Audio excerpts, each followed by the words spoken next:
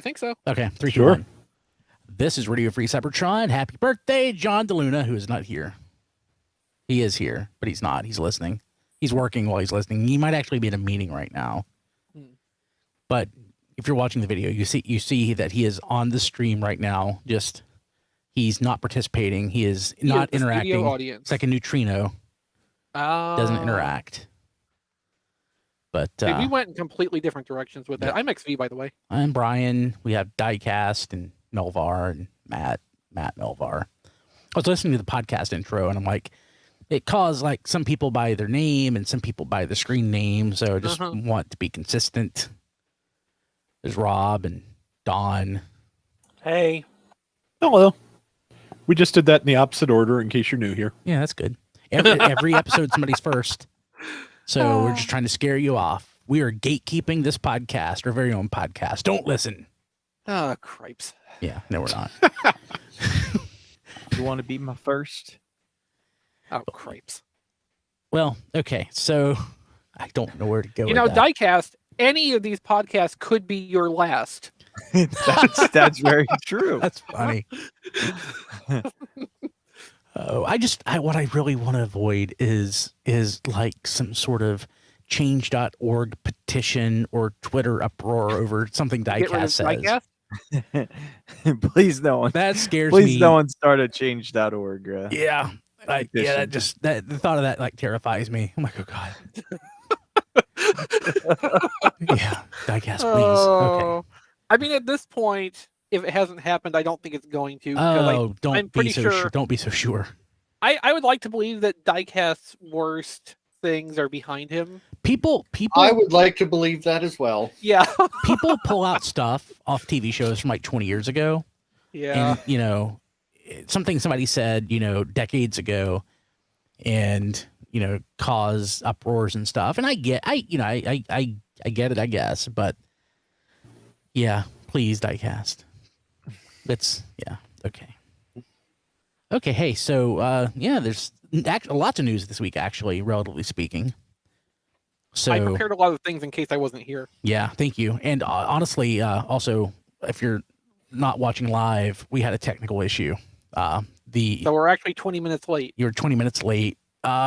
This used to happen all the time, so it hasn't happened in a while, this technical glitch. The software, our streaming software is really matured over the years. It's gotten a lot better, but it used to crash all the time. So, but yeah, so we're going to go ahead and get into the news so that we don't, finish the show after midnight. We got Good news. luck. Yeah, so, man, what do you want to start first? I guess, you want to... Well, I put it mostly in order that it happened, although you added one thing to the top of it, or somebody did. I did. I will just mention Wreck-Gar. I'm not going to show photos, but it was leaked in a review. I don't even think there was a review yet. It was leaked on the person's Instagram page. Oh. And I will give credit. They put a filter over it to make it look like rough comic book art, which looked kind of neat. Yeah, it wasn't one of those photos where you see its wrist and then everything else is, covered over. That was the tease someone posted for Studio Series Grindor. Oh, I forgot about that. Okay, that as well. Yeah, I forgot about that one. But so from what I understand about Grindor, it's like a minor-ish retool of Blackout. So there's not a whole lot there to expect to see. Yeah, but Wreck-Gar was pretty much all out in the open. And, Hasbro has a Fan First Friday this Friday, which I assume that they're going to reveal that. Maybe they won't. Most likely. And we've had rumored that Wreck-Gar is on the for sure list for what's on that. But they told us that this Fan First Friday was going to happen during Pulse Fan Fest. And specifically, it was in reference to Studio Series reveals. So, one begets the other, basically. Yeah. So, what do you guys think of Wreck-Gar? Just what we saw. It looks like Wreck-Gar. Looks great. Yeah, it does. Looks good. I always need more Junkions. And see, the great thing about Junkions is that older Junkions are never obsolete because Junkions can look like literally whatever the hell. Yeah. And I have many older Junkions. Yeah, I've got a couple of the 2010 Wreck-Gar. I've got the eHobby Scrap Heap or Junk Mhm. Heap or whatever the boring Scrap brown Heap, one yeah. was. I've got at least one of the Hasbro Redeco retools of Wreck-Gar. The little Combiner Wars one. I've got the Platinum deluxe. set? No. And I never managed to get the United Wreck-Gar either, although it wasn't Oh, for yeah. one trying. I do. It's Um, pretty. Yeah, no, it was very interesting deco. I also have the Power of the Primes Wreck-Gar, which was the deluxe groove retool. I have a lot of those. Yeah, so I mean, I'm sure Matt has many more Junkions than I do, but like, it's not like, we don't all have a small pile of these that have built up over the years. Yeah, I see you pointing. Yeah, I had That is all Junkion. All Junkion. I can't remember if it was Scrap Face or Wreck-Gar, whichever one it was, but I ended up getting that. I guess it was Scrap Heap. Ended up getting the alternate head, the third-party add-on kit. It's like the only one I've ever got for it. Yeah, I remember that. And the thing is, it had the horns, and one horn broke off, and I'm like, oh well, who cares? That's normal. Yeah, they're Junkions. Yeah. Yeah, I remember. So, like, that kit was made available during TFCon or something, and the person who commissioned it sold extras after the fact. I bought one and never got around to installing it, and then I think I sold it to someone in Canada and made a small profit. Nice. Yeah. Yeah. Okay. Cool. So Junkions. Junkions. Oh, and this Studio Series Wreck-Gar now also is supposed to have a retool coming next year as another Junkion. So more for the pile.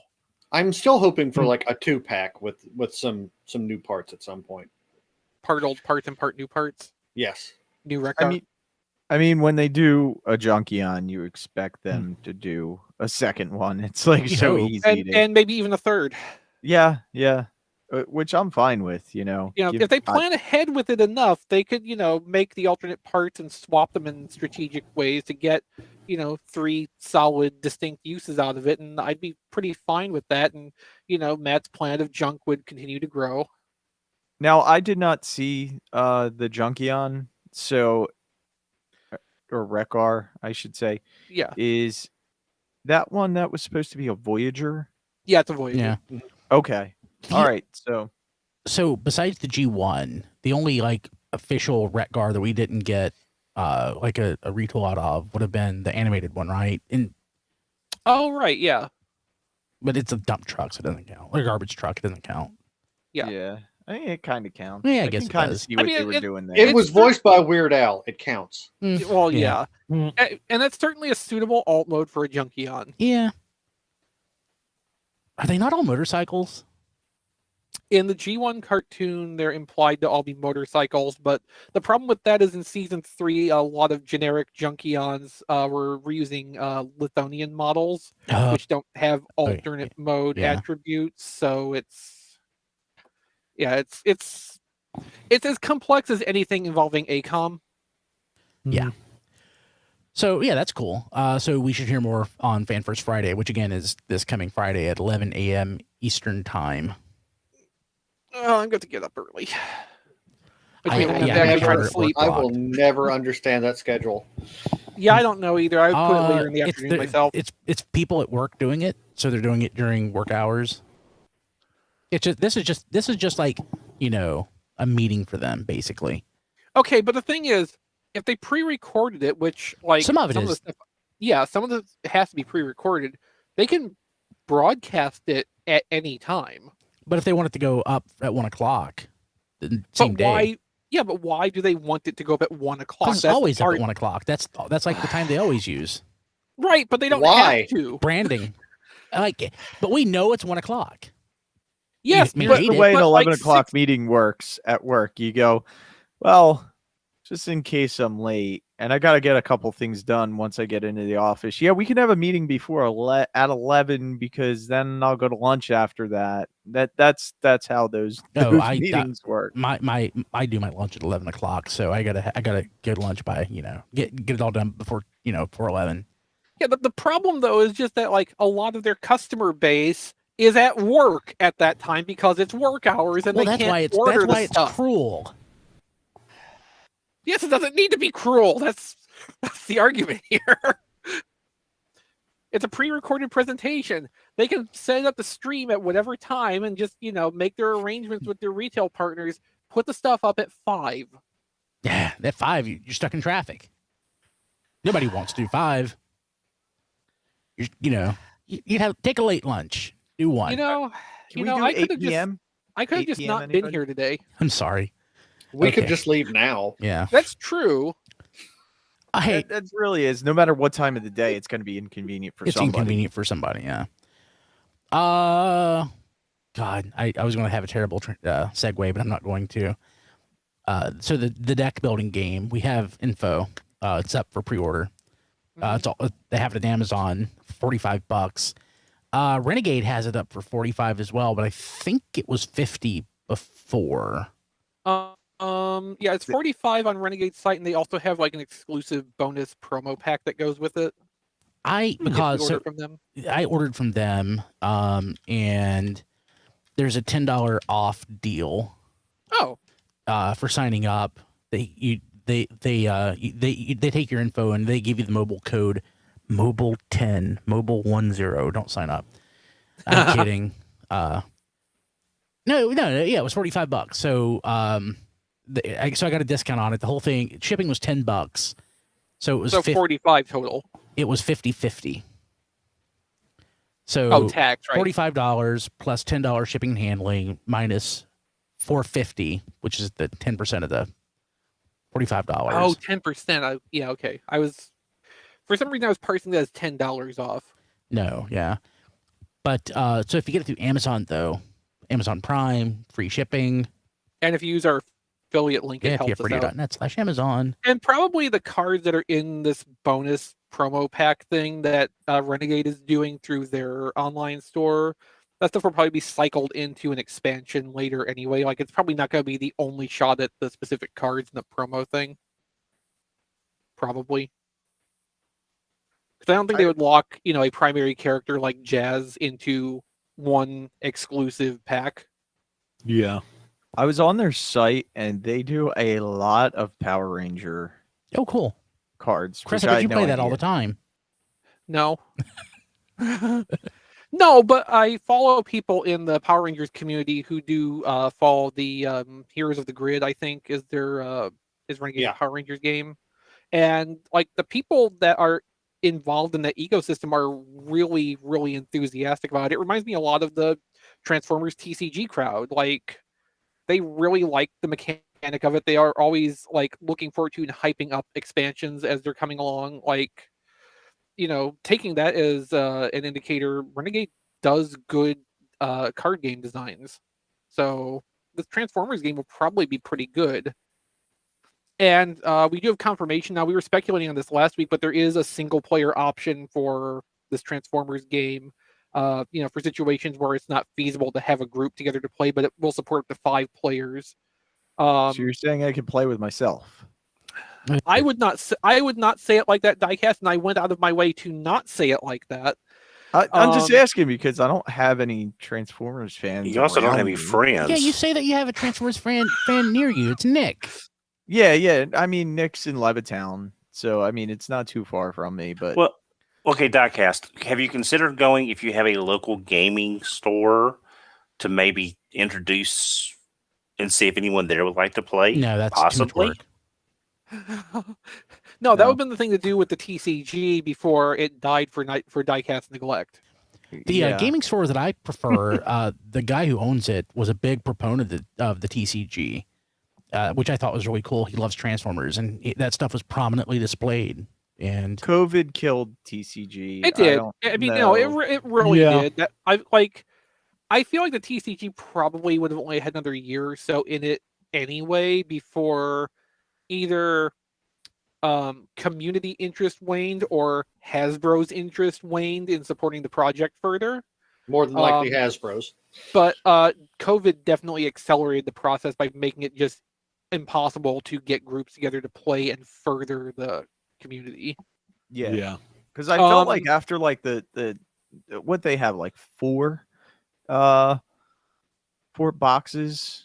4 or 5, that sounds right. Yeah. Yeah, I mean, I felt like once they got to the 4th, they were starting to, make different rolls and outroll or block cards from. Well, and it like felt like on it was the one, picking up steam. yeah, on the one hand, that is a sign of like a healthy community thing, but like the people who set up the rules and stuff aren't necessarily the people making the business decisions for the game. So, that's that like left hand, right hand thing where they're kind of not in sync. No, the people who were running and rule setting the game on the official side, like they were just as into the whole process as the hardcore player base was. The people who are already into it, there was no problem with them being into it. So, question: if TCG was still out right now, would Target pull those cards Yes. too? Yeah, Yeah. I think they're pulling all of that stuff. Target. Okay. My Target still has those cards, so they're being pulled. Yes. Okay. Really? They still have TCG cards? Yeah. Oh wow. Yeah. So Renegade's site also has a PDF copy up of the rule book that comes with the starter box for the deck building game. So the game's not going to come out till August, but you can, study the rule book and kind of understand how the game mechanics are going to work. And it also has a list of the contents that come with it, so you can kind of understand what to expect out of the starter pack. Someone get That's in contact with this company. They should fly us all to a central location. That way we can play this game together. Yeah, a I'm not getting on a Transformers plane community. anytime this year. Oh, okay. Doc Well, asked- you can drive. Well, okay. And Diecast, I mean this from the bottom of my heart. Oh boy. You are a friend. I don't want to be anywhere near around anyone right now as it is. Fine. Let your shot, alone I've had both of them. Okay. I ain't risking it. So, okay. Yeah. We'll just leave it there. Yeah, that's fine. Cool. I have my shots. I get my sick. second one next week. Pfizer I got my or second Moderna? one on Saturday. Moderna. Same. Oh, good I luck. will be completely vaccinated by tomorrow. That's awesome. Nice. Just make sure you don't have anything planned for the next day, Chris. Yeah. Yeah. It didn't bother me. Neither shot bothered So me. the Yeah, okay, I so was- the, Moderna. I was Moderna. Okay. same here. the first one I was fine. I got on a Thursday and I was fine until I was born on a Saturday Monday. until Saturday or Sunday. I can't remember which. I think it was Sunday though. And in the morning I woke up with like severe chills and shaking and like just achy all over. So I took a handful of aspirin and like 3 or 4 hours later I was perfectly fine again. I was and just that was- drowsy. That was the worst it got for me. So like I know the second is supposed to be more intense with the side effects. So I'm Maybe. myself- Maybe not. Just like most people has no. They're fine. I Yeah, just- some people the first shot was worse than the second. Yeah, a friend of mine happened to him. And who knows how much of that's actually in your head. Yeah, I don't know. I'd completely forgotten about the prospect of side effects by the time I woke up with the fever chills. It's like Mm. my drowsiness probably in my head, but your body can have actual real responses. So as well, Oh yeah. definitely. But yeah, everybody get vaccinated. It is not a Please. political. It's not. Please. It's not. Please. Yes, get vaccinated. Do yourself and everybody else a Mhm. favor. If you can get vaccinated, get vaccinated. TFCon is in October, and I really want to go. Yep. Yeah, and here's the thing, and guys. keep your masks on too. Yeah, I It- will. yeah, and we're just saying this because we love all of y'all. Y'all are important We to do. us, and we don't want anyone. We don't want. And there's a lot of to find out misinformation out that- there. Yeah, all we're saying is we don't want to lose anyone else. We've already lost JD. We don't want to lose anybody else as part of the Okay. TF Radio family. And yeah, I mean, definitely. Okay, so any other thoughts about the Renegades? And somebody made a Cykill joke earlier though, but that was about the Junkions. So we went from the Junkions to Renegade, and we haven't made a single Cykill joke. So of I course, wonder if they could retool a Cykill out of that Studio Series Wreck-Gar. probably not. Oh, okay. Probably not. I mean, I don't think it would look right, but who knows? I mean, they're doing amazing things with alternate parts these days. That's true. Yeah. We could still get a fracture out of that Kingdom Mirage, though. Yeah. Well, I believe. Yeah. I mean, I'm pretty happy with the fracture I have, and I would prefer to have that and Mirage have separate Yes, body styles. But as we're throwing out ideas for Renegades here, so just Okay. So, this was interesting. So, extremely early looks at Masterpiece Skyfire, and I've never said it out loud, so I'm guessing Shouki. Shouki. Yeah. So, Skyfire, of course, is Skyfire, and Shouki is, of course, one of the train bots. Shouki. Shouki. Shouki. Loki? Shouki. Okay. Shouki. I Shouki did. Bartakamos. Balky? Okay, go ahead, Don. Right now, Brian, you're a perfect stranger to me. Now, our original running theory was that it was going to be like Devastator. You're going to have generation-style individual bots with a masterpiece-ish combined mode, like they said they were trying to do for Devastator. But looking at that picture, that looks a little more, I don't know, not generation. It looks a little more less chunky, I guess. I do believe that Raiden is still supposed to be about the size of Titan Devastator when combined.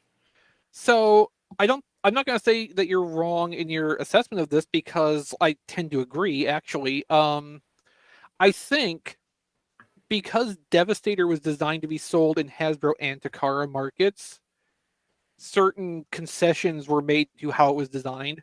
Raiden is something Takara is doing, and like Hasbro can do like pulse import of it, but it's not made for Hasbro's Kids love market. Raiden. He's their favorite character from Prime. What are you You know, talking if about? they could retool it and sell it in Hasbro's markets as a crossover with Thomas the Tank, and you just put faces on the front of all the I'd train buy cars. that. No, let's we're finally getting the first real Raiden figure outside of the MicroMaster Combiner in 30 plus years. 34 years. I was trying not to think. I was rounding down to say insanity. Yeah. But yeah, let's just get him. I definitely hope he comes over, but let's not do a Thomas. You know, that's sort of like to fans, Brian. That'd be like my joke of bringing Mazinger Z over and putting in a Transor Z box. No, it's worse than that. I mean, I would prefer it be Transor Z, like the great Transorger. You know, that would have made more sense to me, too. I'll shut up. Okay. What do you think? So Shouki is a CAD model, and these come from a page of the new Generations book. So it's an official early look at these. This is not like leaked material or anything. But basically, because it's a CAD model, there's no scale reference or anything, and it doesn't even have like closed fist hands to assume like a 5mm diameter for the port. There's no way to know how big this is at this point. So, hopefully we're on the right track with the Raiden the size of Devastator thing, because that's pretty much exactly what I want. But Really? otherwise, we're kind of just shooting in the dark here. Yeah, I would rather it be the size of like a standard Combiner Wars combiner just to fit in. Well, okay, I mean that makes sense, but Train's big, Yeah. and Devastator and Predaking already kind of tower over everybody else. They need someone to like balance it out. Well, They that need, like, and yeah. in terms of original toy design, like Raiden and Devastator would have been counterparts. They're built basically the same way. And I think in the early Headmasters episodes, it was actually kind of set up that way, where Raiden was positioned as a rival to Devastator, and then that transitioned away to Raiden being, the Magic School Bus. Yeah. Yeah, it makes sense. So, Masterpiece Raiden being the equal of a might as well be Masterpiece Devastator from the perspective of the designer just kind of makes sense. I've never put Raiden beside of Devastator. They're both kind of short. Yeah, they're small. Are they Don? You have yours displayed together? Yeah. They've been in combined mode for several. Are they about? I just off the top of my head, I've never had them in proximity. It feels to me like Raiden is shorter. He's taller. I'm doing this from memory, so grain of salt. He's taller than Motormaster. Oh God, but Motormaster. Not by much. I'm sorry, Minosaur. Yeah, he's taller than Minosaur, but not by much. Minosaur's so small. Yeah. Okay. So he's between Minosaur and Superion, give or take halfway between them. Yeah. Yeah. Okay. Cool. Sad. Diecast, what do you think about the Skyfire? It Skyfire. doesn't look good right It's now. early It's images. not supposed to. It's not supposed to look good right now. Like Yeah. specifically, this is a prototype that has not had any kind of detailing or like form refinement done. So like it's hard corners and everything still. No, I understand that. Yeah. I don't understand why they're letting us see it in this state. To show how big it is. I don't. And to show that, you know, it looks like the cartoon in broad strokes and it's just going to get refined to be more so. Yeah, Yeah, we'll get further updates in the future. Oh yeah, This and picture posed is with as good as MP10. this picture to me is as good as them saying, "Hey, we're gonna do a Masterpiece Skyfire." Yeah, I'll be like, that's what That's- this okay. is. Yeah. Because I And know bear in in- my head what size it should be. I don't bear need in- it. Bear in mind, in context, the photo we're looking at is basically like a thumbnail size. Yeah. Yeah. You know, it's not like a full page picture. It's very small, and the magic of scanning or photography in this case blows it up so we can see more of it. But it's not supposed to be like a comprehensive look at this really early prototype in its original context. But again, I think it's hilarious that even It's- Takara doesn't want to fiddle with MP44. Yeah. I mean, MP44 certainly is a thing that happened. I would say MP10 is more of a positive accomplishment in Transformers design. Yeah. So I can understand, you know, the designer. MP44 looks great in robot mode. if you can get it there. I mean, but I, this- I agree with Chris in as far as which one was a bigger success. I think MP10 easily over MP44. Certainly more affordable. Oh, Blade Raider found a photo of Devastator and Raiden together. Oh yeah, Raiden's they're a very close. little taller, just a little taller. That's actually the other way around in my head. I I guess would have assumed the other way around too. yeah, I guess what I'm doing is I'm blending Raiden and 6 turbo or 6 Six train. 6 train together. Or six liner. 6 liner, yeah. So that must be what I'm doing. I'm averaging them out. That also makes sense. Yeah. No, I mean, no. When you were having the conversation, it seemed reasonable to me that Raiden would be a little bit smaller than Devastator, because I've always been under the impression the train bots were pretty small toys. Yeah. Individually. They are. Yeah. Well, I've got a question for Diecast, and this will be also for a lot of our viewers that do collect third party. He and I both have the Fans Toys Phoenix, and I've still got Kronos. Sorry. Diecast, what would this Skyfire have to do, considering Nothing. considering how much this Skyfire is probably going to cost? Oh, Again, because we've seen what they charge for MP44. Granted, there's a lot of Optimus Prime in that price because, you know, if you're not going to buy many figures, you're probably going to buy an Optimus Prime if it's new and shiny and pretty. Hey, real But- quick, before you finish the question, what was the retail on Star Saber? Like 280? He wasn't. I don't think Star Saber it was was that that much. Okay, so I want to say figured 18,000 yen. yeah, actually. I figured they're probably going to be about the same size and same complexity, and you can do the math from there on. I think Skyfire is rather a bit bigger than what Star Really? Saber was.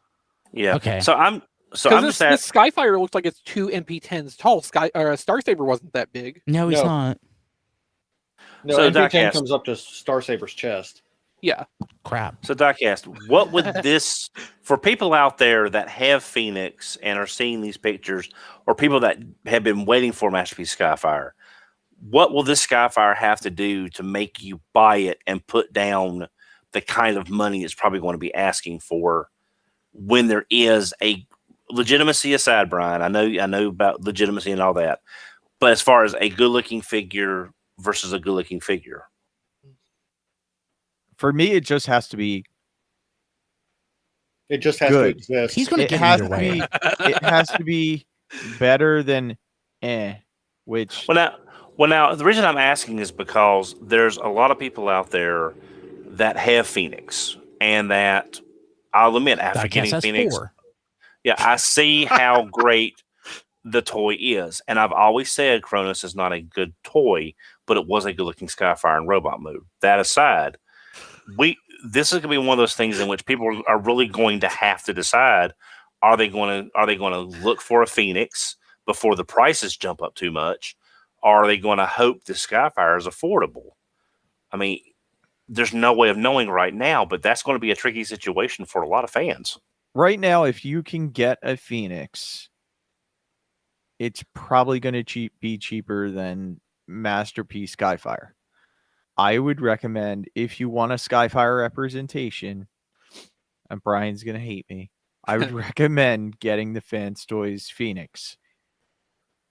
That being said, there's going to be a lot of people that are like, well, if I have Fans Toys Phoenix, do I need this? Probably not, unless you're a Skyfire fan like I am.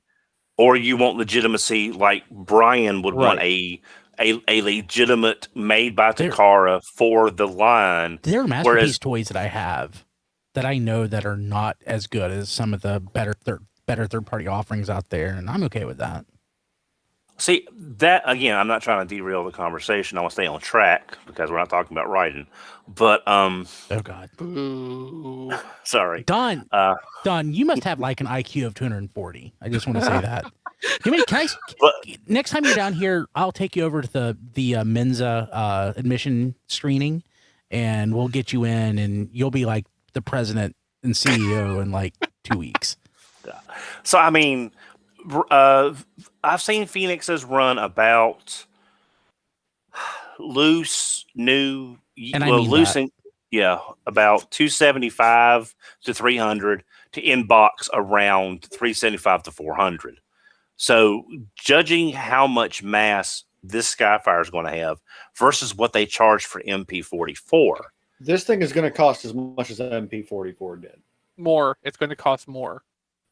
I'm just saying. If somebody wants to write it down, I will go on record right now with my official prediction of MP Skyfire's price: 45,000 yen.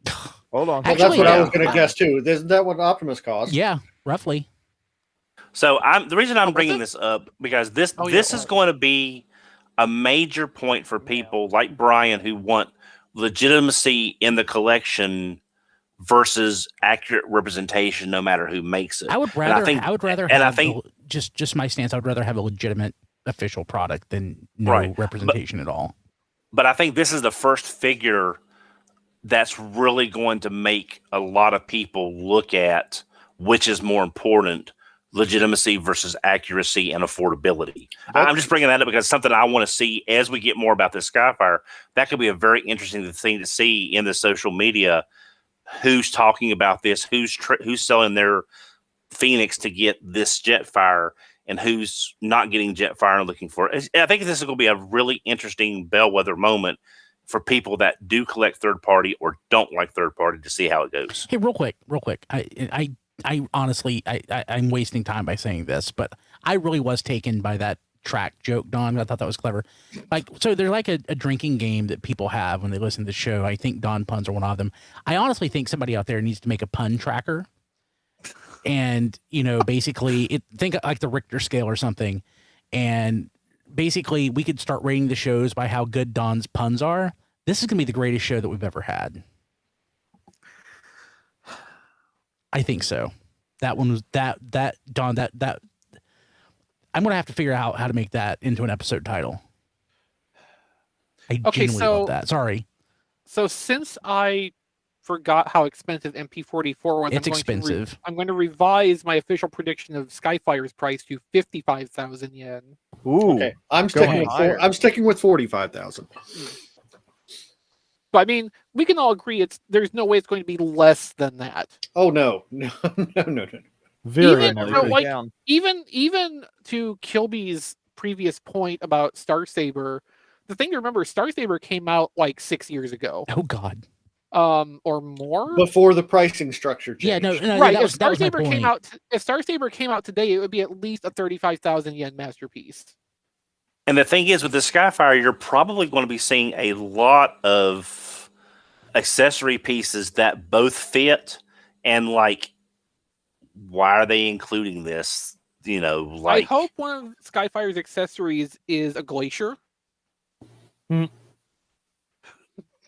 That would the be flight funny. the flight stand is it looks like a glacier that he's like flying at, like he's flying over, but the flight stand is like a clear plastic kind of glacier shaped thing that Then you it can can sort break of because it's clear plastic. yeah. But I mean, okay, but not want to take up too much time, Brian, but what all can you do with Skyfire if you don't do the Robotech look-alike parts? Not much. There's I can't think of that. much. I mean, he might include a representation of the gun on top of the pyramid that MP Megatron could stand behind and I'm not effectively even shoot thinking of things. accessories because that's just going to add to the price. I'm like, what can you do with the toy that's there? And Yeah, if I mean, I'm just saying they're going to add stuff to justify the price. so Yeah, like, okay, yeah, and they will. So they will do like with Masterpiece Dinobot, and have that Masterpiece stand that they've done with a couple of things, which that boosts the sticker value theoretically. There's not a lot of accessories or items that are specifically associated with Skyfire, so I would think like you'd get effect parts more than anything. So jet wash, things like that. One thing they could do possibly, depending how they design the alt mode in particular, is maybe like little mini figurines of some Autobots, like he's transporting them. Brawn and well, Windcharger. I was going to mention that. Like, could they engineer it in such a way that he could actually open up and you put figures in it? I'm sure they could have some open volume inside to have that effect. That would be cool. Because at the size it's going to be, like, there's already a semblance of that with Commander Class Jetfire, Skyfire. The Masterpiece is going to be just that much bigger, and it's not going to have to be that much more technically complicated. Like, they should be able to have empty, unused space in there that they could devote to some kind of a internal compartment like that. Do you think maybe Takara, once they found out, do you think Takara will look at Commander Class Skyfire for a lot of design cues? I wouldn't be surprised if there is engineering concepts in common, at least in the broad strokes. I think, like many of the more recent masterpieces, they will invent complexity to add to it to make it feel like it's worth 75,000 yen. Yeah, because that's always fun. Wait, are you going up from your prediction? I had 55,000. I'm just screwing around right now, but like, no, they will invent complexity to try to justify the price, but at the same time, like, it's still not going to be like, I don't think it's going to be too far from the tree. Yeah. If we're calling Commander Class Jetfire a tree, for instance. Dang. Okay. So my thought is it's going to be less complex than MP-44, but much larger, which I think. I hope. Yeah. God, I hope it is. So, but yeah, I Night think Story it'll be more says it'll be expensive. like MP-44, full of folding panels, tiny hinges, and self-destroying paint. Good Lord, MP-44. I found mine in a box because I just have it dumped in a box, and like the antenna, one of the Prime's antennae is slightly bent, and I freaked out. I'm like, well, I'm the idiot that put it in a box. So, and it will have the material strength of Masterpiece Hound. I mean, MP-44 in some cases, that's where he is. So, yeah. It's like they could do like a small little wheeljack with the scrambler from Ultimate Doom that you can clip on to Skyfire, like he's leaning out the door, like a little piece. I mean, there's cool too. Yeah, I was thinking like its appearances, and I just checked the wiki to see what his last appearance was, and a character at least that looked like Skyfire was in Dark Awakening, which was the one appearance in season 3. But you can't have like a dead Prime or anything. You know how you'll know if this Masterpiece Skyfire is too much? You won't if buy I it. don't buy it. Yeah. That's you how got MP-44, right? Diecast, you bought 2 $600 Unicrons. I think that's his point, though. Like, Yeah. Diecast will buy ridiculous things in absurd quantities.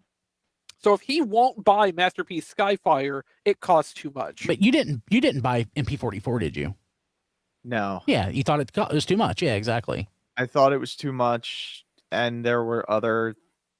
But this is Skyfire. Third-party figures. Yeah, exactly, which makes me want it even more. Yeah, so I meant to ask Diecast. So, like, the Skyfire prototype's about 2 MP-10s tall. How tall is Phoenix? He's using taller. MP-10 as a... bigger than that? Yeah. Okay. Well, holy Yeah, crap. so setting aside any notions of, official product or brand loyalty, it does sound like right now, if it's just, a representation of Skyfire for, $300 to $500 that you want, Phoenix might be the way to go. Like, it's at least something to strongly Comparable. consider. Yeah. I'd love to see a photo of how tall MP-10 is next to Siege Jetfire, just out of curiosity. That's an interesting question. Yeah. Neither one of those things are in reach. I'm sorry. Oh well. Hey, I want to point this out. And I love our people on YouTube. I see the folks in there. If you want to interact with us, I honestly don't look at YouTube chat much anymore since we moved to our Discord. Don't say this often enough, but go to tfradio.net/Discord. We have some people in both. Jared's in both. But at tfradio.net/Discord, you can install it from your browser, and we look and interact with the chat. Sometimes you get lost chatting with the chat. And some of us are in there all week long too. I'm regularly monitoring the Discord. Kilby shows up on odd occasions. I have it open. I have it open. I just don't. I'm not usually big into chatting so much, but I'm trying to get back into it. Actually logged into Ouija for the first time last week, so in a while. So I'm trying to get back into it, but I do look at the chat nearly every day, even if I don't say anything. But tfradio.net/Discord. Though we do love our folks on YouTube, but you can watch on YouTube and chat on Discord. And hang around and keep chatting when the show's not on. Like, just hang out in the Discord with us. Like, it's a pretty chill environment. We have some pretty good conversations in there. Carl is saying, I wonder if I still have Merc. We don't need Merc anymore because that's not where it is. It's on Discord. Sorry, Don, if I made you uncomfortable, but I did. That's the best pun you've ever made, and I was just really taken by that. Brian, you don't have to worry. You've been making me uncomfortable for years. This Okay. is just another. This is just I don't mean to go another. on it, but like usually a lot of times I give you grief over your puns, but I genuinely, honest to God, think that one was hilarious. I don't know what it was. Maybe it's the fact that I don't feel like crap. I've been sick all week, so I need good. a good laugh. I'm glad my humor brings life to the dying. I mean, I guess that was pretty where good. my- Yeah, I mean that sounds like a positive attribute, Don. Yeah. Yep. Okay, so God, there's still a lot of stuff to talk about, and I have stupid amount of stuff to talk about this week. So Okay, so premium finish. We had the official reveal for that, and yeah. it was as it appeared to be. The first wave is movie Volkswagen Bumblebee and Siege Optimus decoed like the Siege animated series. Yeah. Hooray. And it adds battle damage. It's just different battle damage.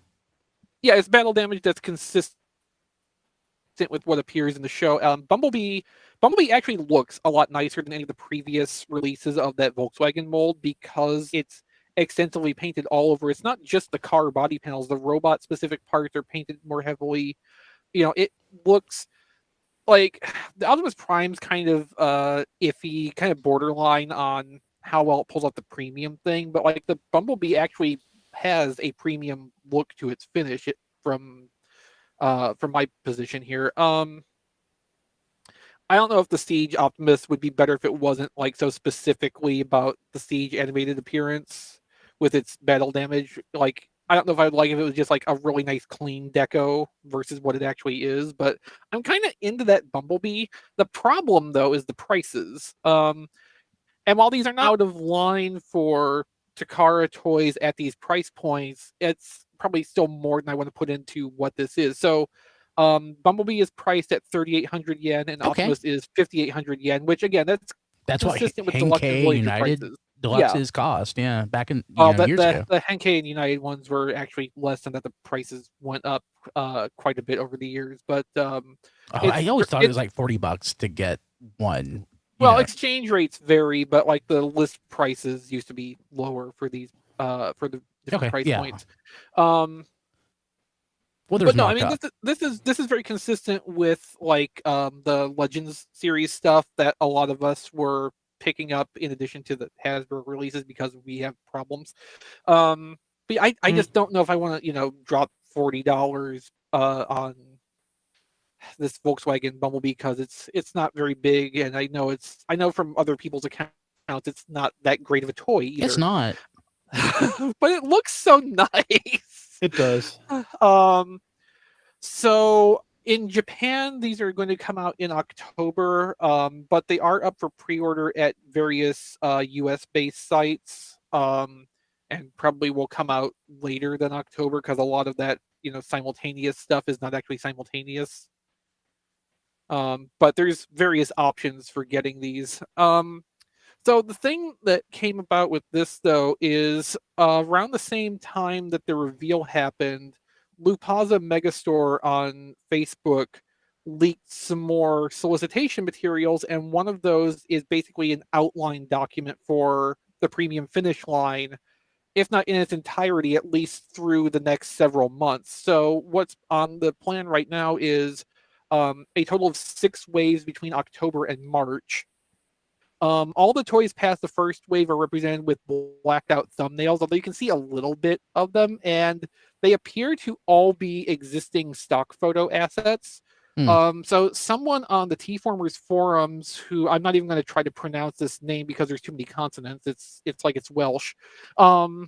They studied this and kind of tried to puzzle out what some of the others may be. So there's a presumptive list of what they might be.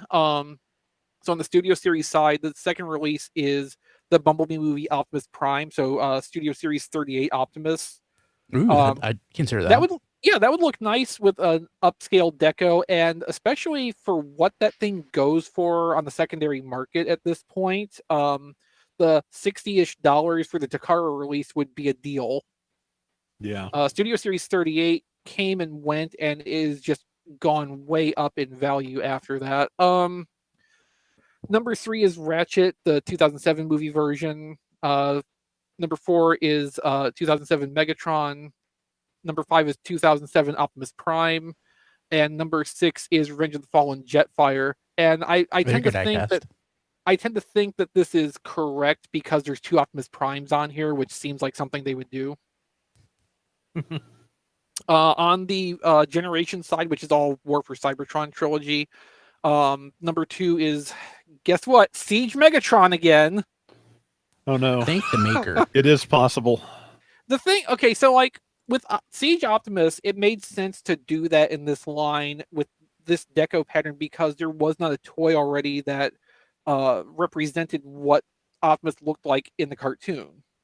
We had Netflix Megatron that looked like Megatron looked in the cartoon. 2 of them. Yeah. Like, this is the one thing where one of 2 things where I really hope that there is like some outside the box thinking options on these, and it's not just Siege cartoon super accurate, slathered in paint. But it I'll probably save is. some money. Number 3 is Siege Ultra Magnus, which see previous. For those not watching video, Matt's face palming pretty hard, and I agree. Now, I'll be honest, a premium finish Magnus might be kind of tempting depending on... Now, is there... metal damage? And the Earthrise one or the Kingdom one is better anyway. Yeah, well, I mean... premium deco on that. Well, I mean, wouldn't they take off the battle damage and put different battle damage on and paint it better? Well, okay, so the Netflix releases at Walmart were basically already battle damage decoed accurate to the cartoon. So yeah, the most this would be doing, if it follows what we think is the pattern right now, is they would be applying that same battle damage deco over a ton more paint. Or it could be their take on that battle damage deco, and just basically the same general idea, but not the same tampo. It may not be literally the same paint masks, but like it would be functionally identical. Or maybe it'll just be his head, so you can set it on Megatron's desk. Spoilers. Well, I think it's a little late for that now. Yeah. So number 4 is Siege Starscream, which, I mean, battle damage aside, that probably would look nice with a full paint job. Yeah. I'm done with that. I'm done with that mold. Are you getting No, are you getting Netflix Wave 3 Seeker? Shitstorm? Yeah. We can't say that on the show, Matt. Well, you just did. It's fine. Yeah. That's the official name now. Number 5 is Siege Shockwave, which I mean that could go I either forgot that way. existed. If the purple they choose to paint it is a little bit brighter and more saturated, just by chance, I might be more interested in that because it'd be closer to the G1 cartoon colors. It just occurred to me. Now, of course, I know this, but I don't think about this. Siege was 2 toy lines ago. Yeah, I know it hurts. Yeah. Doesn't Oh it? my god! And then number 6 is Earthrise Wheeljack, which see number 2 and 3 again. Yeah. The good news is Saving so much money. exactly. Yeah. But here's the thing: I would probably pay for a premium finished movie Sideswipe, but that's But the you're only not one I getting can. that. I know, but I'm saying that's probably the only thing I could really, think of. I would pay for a premium finish movie wheelie. Okay. Interesting. Yeah. So right now, as far as we know, this goes through March. There may be more planned already, or of course, if they're satisfied with how these initial 6 waves sell, they could put more on the docket. But for right now, it's not looking super compelling here. I very strongly may consider the Studio Series Bumblebee movie Optimus Prime when we see pictures when pre-orders go up for that. But beyond that, I can't see myself buying any of this stuff. Yeah, I mean, I'll be honest, as good as Siege Optimus is, Earthrise has already had 1, 2, 3 recolors, and it's a better Prime. I can't see the premium paint really doing a lot to make people buy the Siege mold again, unless they really like the Netflix series. I can't say this with a straight face. Hey, Chris, the only question I have on this list Yeah. is you got Revenge of the Fallen, Jetfire. Where's the Prime to combine with it? Is it possible that Optimus Prime is That's a lot of paint scrubbing, though, potentially. I think the Revenge of the Fallen Optimus that was compatible with that Jetfire was just a retool of their 2007 Optimus anyway. Yeah, So both. Yeah, it might still be possible. Sorry, Don. Oh no, I'm sorry. But yeah, I saw several videos in which it was possible to do Jetfire with both primes. There was an adapter piece included with one of the primes. So if that piece comes with this prime and the figures aren't retooled any, then it's possible that it'll still be compatible. Why wouldn't they just do the Revenge of the Fallen Optimus Prime? But how can you really tell the difference? It's like Optimus Prime. If we're judging this off of silhouettes, is there any saying they didn't? Right. That's the other thing too. This is all very presumptive off of someone's doing their own third-party toy detective work. And I certainly appreciate the effort the effort they put into it. I'm not trying to diminish that in any way. But it is entirely possible that it is the Revenge of the Fallen version instead.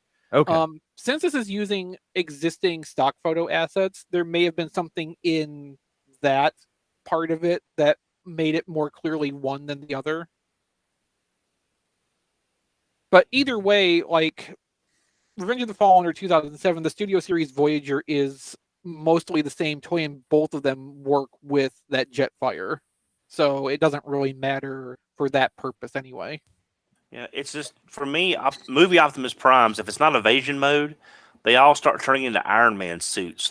Once you get past 50, Dark of the Moon kind of stands out because they changed the shape of the chest design quite a bit with that.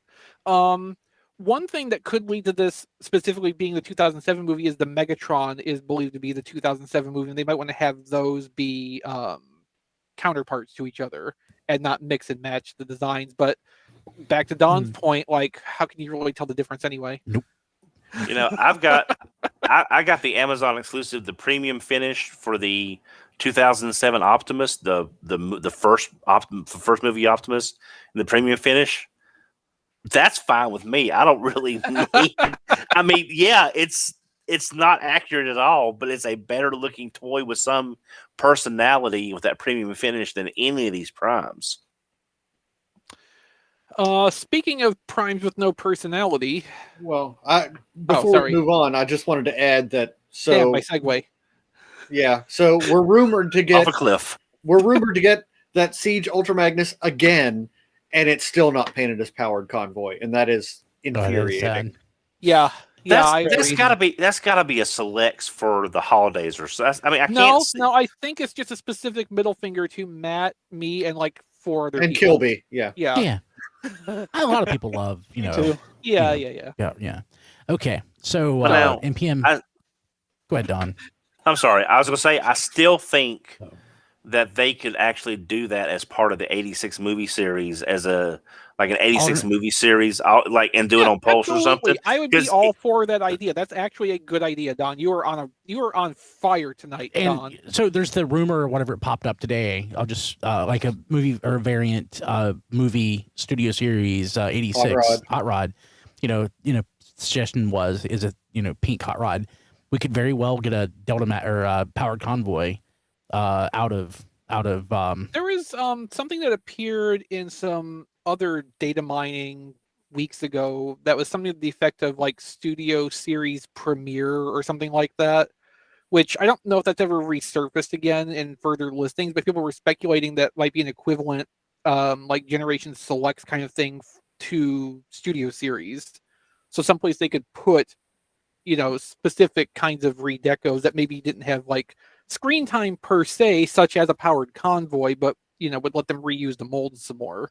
Yeah, it'll be shattered glass Hot Rod because it'll just be painted black. Honestly though, but even if it was with the powered convoy though, the people who need to know why he would be included know, and those who don't, it's a Google search away. Yeah. So, Alternately, if we're looking for hot rod redecos, they could always go like with all the shattered glass stuff, where they're just retreading all the former ground of the old Collectors Club. They could do it in blue as sideburn. Yeah. Ooh. I mean, it's a nice looking toy, but I would rather have a pink Hot Rod, I guess. Okay. Crazy thought here. Both. Oh. Now that we've said that, it'll be in yellow and it'll be Hot Shot. Or somebody said, I forgot who it was. They said piss Hot Rod today. I thought that was hilarious. I saw can that get back to my tweet. Twitter and give them credit. They're gonna get credit real quick. I don't think I would buy Shining Hot Rod as such. Did he get anything more than a shadow? Though when the Matrix flashed. Okay, so the e-hobby set that had the brown Junkion that we referenced earlier in the show was translucent blue. Yeah, it came with a clear blue Hot Rod, which was the Matrix Shine version from that scene where he caught the Matrix. Yes. Okay. Yeah. So, and the thing is, Ultra Magnus also glowed blue when he touched the Matrix, or when the Matrix shined on him, rather than yellow. So nobody really knows why Matrix Shine Ultra Magnus is like it's composed of congealed urine, but it is, and we can't really say one way or the other what similar Hot Rod would be or not. Okay, it looks except like that we have the previous art of the e-hobby one, which was clear blue, like it quote unquote should have been. What was the third? Oh yeah, that cup in the different tones. Yeah, with the scrapes. Yeah, I still have that somewhere. Okay, lots of news left to talk about. MPM-12 Optimus, the Bumblebee movie version. Officially revealed. Yeah. My segue to this of Optimus Prime with no personality really was perfect. Unfortunately, we had to finish the other topic. But we got glimpses of this before from the box. Is there anything that stands out? It still has cat ears in truck mode. It does. But yeah, that was gonna be kind of my joke with this, is like there's no personality, and like I struggled to actually like find anything to say about it, to write about it in the RFC news post, or to summarize in the show notes here, because there's just no personality here. It comes with a Matrix that didn't actually appear in the movie, to my recollection. Correct. So that's cool. and it's compatible with MP44's trailer because everybody just has one of those lying around. I have 4 lying around. Oh no, that's mine's in Phoenix. a Never mind. mine's in a box somewhere, and I'm not going to pull it out to. Well, maybe because of the cat ears. Maybe I would. So interesting thing too, the picture of MPM-12 with the trailer on it was on Takara's Transformers website at one point. It's not there anymore. Interesting. And I think that's because the picture, we have a copy of it in the news article. There's no text on it that says that the trailer is not included. And generally they are very, very, very careful to, fine print everything that, whether it's something that's not included or it's just like, this deco's not quite final. It might look a little bit different. Like they're very careful to cover themselves. So that might have got pulled back down for that reason. Yeah. Yeah, because that's just MP44's trailer, isn't Yes. it? Yes, it is. Yeah. It actually looks like they photoshopped the cab and the trailer together. I think that's because it is photoshopped and well, overall. they cut all the background out of it. Okay, cool. Okay, so because of course I just bought G1 Artfire, of course. We had talked about that Artfire was on the list for selects for this year. Yes, this has been rumored for a while. Yeah, it's not like I wasn't aware of that. I bought the Artfire anyway, but the thumbnail for this week on YouTube and on our Roku channel, it implies that I didn't know that, but it's a joke.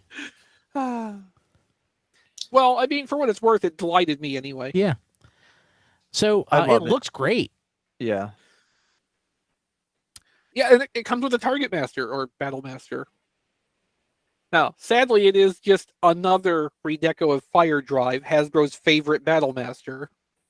It's close every enough. every time they need to put a Battle Master in with something, it's a Fire Drive redeco. So, but the good thing with this, so if you bought that Siege Skywarp set that came with the extra Battle Masters, one of those was supposed to be Fracas, but didn't really look like Fracas. This comes with a nightstick that looks a lot like Fracas because Artfire's nightstick is Fracas. Yeah. So you could take the nightstick from this and give it to one of your Scourges as a more accurate Fracas and take the Fracas from that other set and let Artfire have it because who cares? Exactly. Okay, I'm going to call that parsonomics because that both confused and was interesting at the same time. Now, meanwhile, I have the Transformers United Artfire, which is from the Universe 2008 Inferno mold, and it came with both a redeco of Nightstick from Universe Cyclonus and a redecoed Power Core Combiner Minicon that had a not really a gun mode. So, like, there's a little bit of difference between this, but I kind of prefer what this one's doing. Yeah.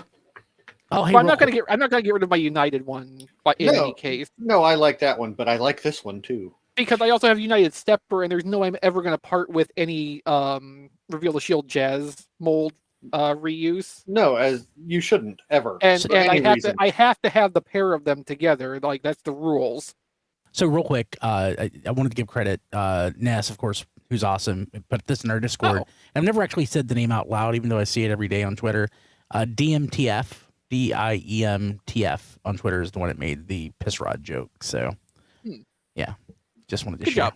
Yeah. So now we need some way to get that Studio Series Jazz redone as Stepper. I can't believe with this design team that's not already on the short list. I don't see it being done as a selects because we got the Power of the Prime Stepper already, and that was not that long ago. So we're probably looking at between Netflix and selects, we got 2 deep covers at the same time. So also Ricochet or Stepper are not on the list of known selects toys for this entire year. I mean, that list is so far proven to be accurate, but I don't know that I would say it's completely authoritative or all inclusive. Yeah, I mean, we can certainly say that it's not necessarily completely comprehensive. They could add something to it. That's a better word.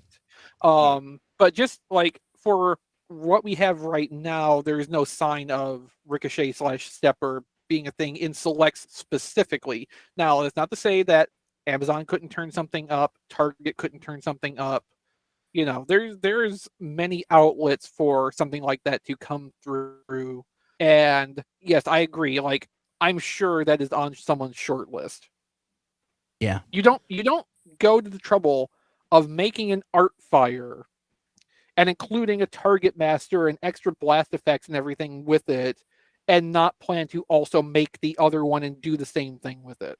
Like, it's just not done. Yeah. Also, I want to point out, as I did in the news post, the 2 sets of blast effects are in clear blue, so I'm declaring now that Artfire's Nightstick is a Target Master water gun. That's what I was thinking. Ooh. Okay. Yeah, and that makes perfect sense for a fire engine. That's actually what I was trying. I was trying to utilize that for the thumbnail art somehow, and it just I couldn't make it work in the time I had, so I left it out. So yeah, that's awesome. Yes, I'm looking forward to this. Odds are this is going to be higher than regular Voyager price. It might be Shattered Glass Megatron money, or it might be a little bit less. Like if it's just the base cost of a Voyager and a Battle Master, so like $35.99. Bet it costs less than the G1 version. You're probably on the. I hope there. so. Yeah. Yeah, I'm gonna have a hard time budgeting that if I have to spend like Unicron money on it. Yeah. And that'd be for like a junky copy, but yeah. No, it's not junky. I'm not fine. calling yours junky. You got a good deal on yours, but like, for most cases, you're gonna get kind of a junky one for Unicron money. It's just with this being, if this is a Selects and everything, it'll come in that plain old brown box, and I kind of would like to have seen them together in Box like art for it, yeah. with the box art for it Like or something they do with like the that, Walmart.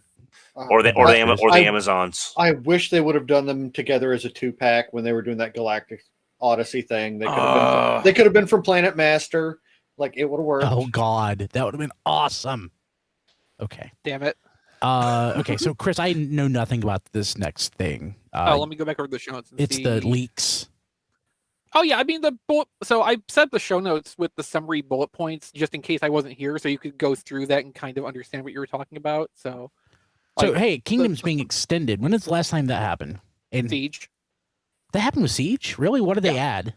Astro Train. Also supposedly Ape Face and Crosshairs. Really? I don't remember that. Okay. That's so cool. Astro Train and Ape Face, as I understand it, were both designed for Wave 1 of Earthrise. And Crosshairs was going to be a retailer exclusive, like maybe one of the Amazon things.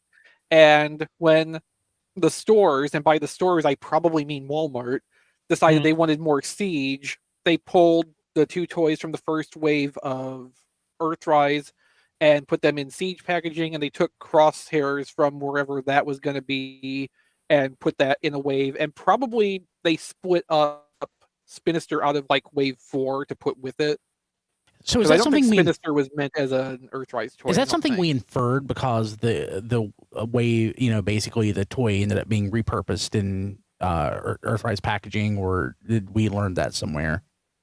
I don't know if we learned it through official channels, but we've learned that along the way, the same way we've learned about things like Kingdom being extended. Okay.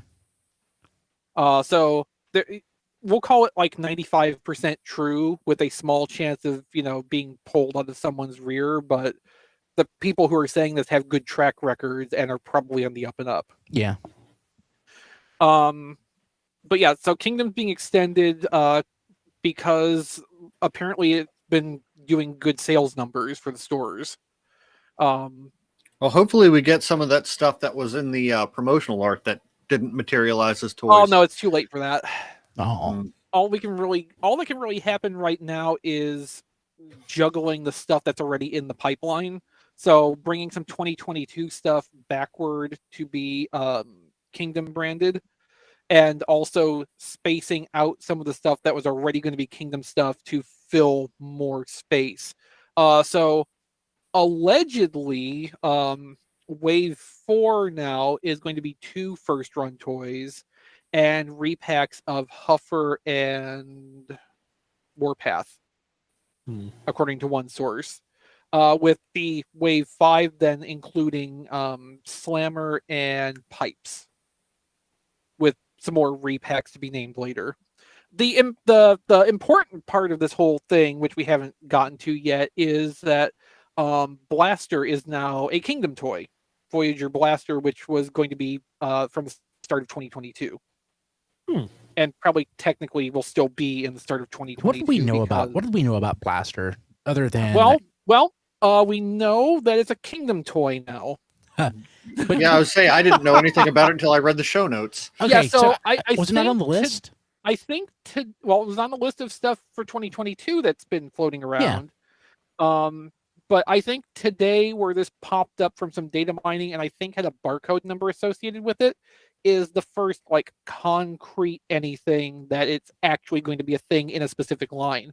Because the problem with the leaks over the last several weeks, there's been a lot of sources and they're not all saying the same thing about what goes in what line. And that doesn't mean that the stuff that people are saying is untrue, but like if the people are getting stuff told to them at different times and plans are kind of fluid and they're bouncing stuff between Studio Series and Kingdom or whatever comes after it, at whatever point they hear it, what they're saying, what they're repeating is probably true, but they're not as up to date on it as they could be. So at some points Blaster was being slotted in as a Studio Series toy. Some were saying it was a Generations toy, and now we kind of got it down as a Kingdom toy, even though this is the first time it's ever been presented as Kingdom. But there's barcodes and data mining, and it's in some inventory system, So probably Walmart. When was the last time we got, even though it's not the same line, a Blaster and a Soundwave at the same Cybertron. price, at the price point, but they were not retools? Never. Yeah, that's what I thought. So G1. well, they're not the same. I mean, Blaster is like 50 times taller than Soundwave, so And it'll they be weren't nice sold to for have. the same price. Were Yeah, well, it'll be nice to have two that are comparable, that are the same size you would expect, that aren't just like the same toy. Assuming it's not, a retool of Soundwave. Please don't be a retool of Soundwave. I mean, that's not the impression I'm getting from the vagaries that are going on about this. Also, it's not in the news article, but I learned afterward, apparently this Blaster is going to come with an eject. Okay. Nice. So that actually makes me think that this Blaster might be a little bit smaller than Soundwave overall to account for the mass of a transforming cassette. Assuming that eject is comparable to like Rumble. Yeah, I would from the figure like, that it would be. So what are the cassettes going to be? Single release core class now? But then how would that fit inside? That's too big. Well, core class is too small to double pack them. They could double pack them. Impasse. Maybe that'll be one of those selects things again, like for the Double Dealer. the Power Master. Yeah, Yeah, could Double be. Dealer's Power Master. I mean, it could be a core class with a blast effect part or something, maybe. I don't know.